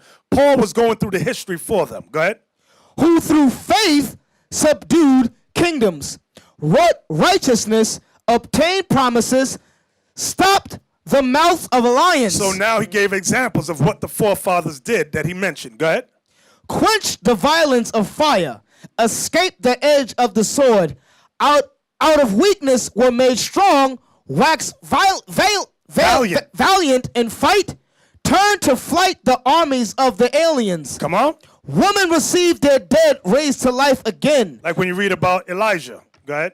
And others were tortured, not accepting deliverance, that they might obtain a better resurrection. So now in the same verse, he reveals that there were other believers, okay, who were tortured, not accepting deliverance, that they might obtain a better resurrection. Like when we read in the book of Maccabees, remember the woman who had 7 sons? Go ahead. And others had trial of cruel mockings and scourgings, yea, moreover of bonds and imprisonment. What I want y'all to see, he gave 2 sides to a coin. He talked about some forefathers, they saw great things, miracles, things of that nature. Others did not. They didn't see anything, and they got deaf. I want y'all to see, because many times people ask us, how come y'all don't raise the dead? Where's the power? When you read through the Bible, did Jeremiah have spiritual power? Everybody don't know the answer. The answer is no. The prophet Jeremiah did not have spiritual power. There are a few prophets that had spiritual power. You had Moses, right? Yes, sir. Elisha, Joshua after had a little bit. Who else? Elisha, Elijah. Samson. Did you say Samuel? What did he do? The familiar, no. No, he didn't. He didn't. What I'm showing you, that spiritual power came at certain points in time that God determined. It did not come year after year after year after year with everybody. No, it did not. Did John the Baptist have spiritual power? No. And Christ said among men born of women, he's the greatest. And he did not have spiritual power at all. Christ had spiritual power. Paul and the disciples did for a time. I'll say it like that purposely, for a time. So what I want y'all to see, that spiritual power does not always come forth. Okay? Read that again, that verse. And others had trial of cruel mockings and scourging, yea, moreover of bonds and imprisonment. They were stoned, they were sawn asunder, were tempted, were slain with the sword. They wandered about in sheepskins and goatskins, being destitute, afflicted, tormented. Y'all see that? Being destitute, afflicted, and many times we think that what we're going through is the end of the world. Believe me, brothers and sisters, what we go through in this day and age is nothing compared to what our ancestors went through. Imagine a woman who has 7 sons and they was killing. I doubt any of these women could go through that. We could not. I don't doubt half the many men could go through that. Very few. Very few. We break down. Oh, God, Jesus. We couldn't take that stuff. So we are like, there's another scripture that says every generation grows weaker than from the beginning. Right? It's in Esdras. They grow weaker. So now we're coming in and we're weaker than our forefathers and foremothers. So read that again. What verse you at? That was verse 37. Read it again. They were stoned, they were sawn asunder, were tempted, were slain with the sword. They wandered about in sheepskins and goatskins, being destitute, afflicted, tormented, of whom the world was not worthy. So the world was not worthy of them. Go ahead. They wandered in deserts. Some of our foreparents wandered in deserts. And in mountains. Some of our foreparents wandered in mountains. Go ahead. And in dens and caves of the earth. Some of them dwelt in dens and caves of the earth. Like when you read in Maccabees. Remember it said there was a remnant of Israel that hid in caves. And the Greeks came and killed all of them that they found. Go ahead. And these all, having obtained a good report through faith. Through what? Through faith. Through what? Through faith. We must have faith. That is the point. We must maintain faith. Go ahead. Received not the promise. So although they didn't receive the promise, at that time, they maintained their faith. That's what I want everybody in here, everyone listening to understand. Many times we may pray for things and it may not come to pass when we want it, when we pray for it. But don't lose your faith because of that. Okay? Read that verse again. And these all, having obtained a good report through faith, received not the promise. God having provided some better thing for us, that they without us should not be made perfect. So the foreparents that died were not made perfect without the parents that came after them, even those of us today. Okay? That's what he's talking about, meaning they were not made perfect because the rest of the Israelites had not come into the earth. Remember it says in every 3rd and 4th generation, Israel had to come back, okay, and fulfill certain things. Last scripture, give me the one, faith comes by hearing. Give me that one. Remember what that is in Romans? 10:17 is it?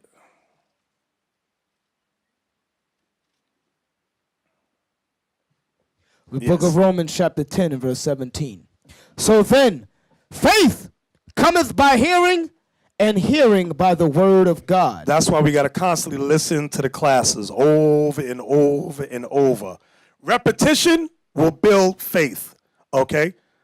Repetition will help build faith. That's why when Esau puts out Christmas, they put it out consistently. They'll start in October, right?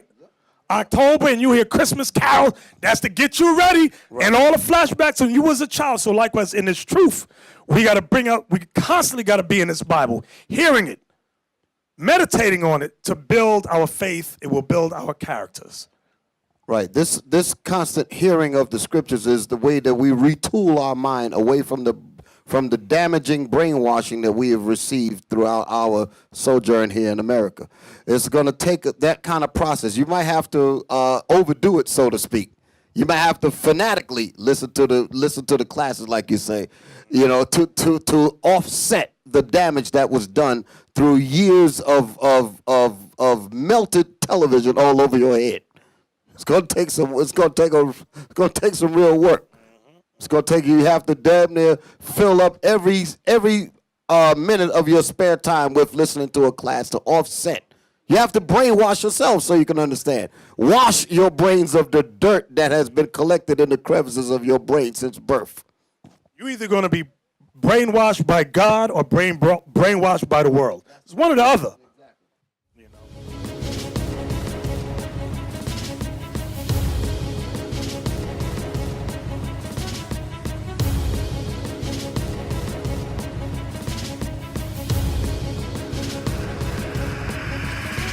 Shalom, Israel. I'm Elder Nathaniel of Israel United in Christ. YouTube likes to shut our channels down, as some of you have noticed, ever so often. Subscribing to join IUIC will assure you will always stay connected to our YouTube accounts. We want to do our best to make sure this truth gets out. Please click and join our subscriber YouTube channel called Join IUIC to stay linked to all of our videos. So again, please make sure you subscribe to this Join IUIC channel to get your latest updates from all our YouTube channels. Shalom.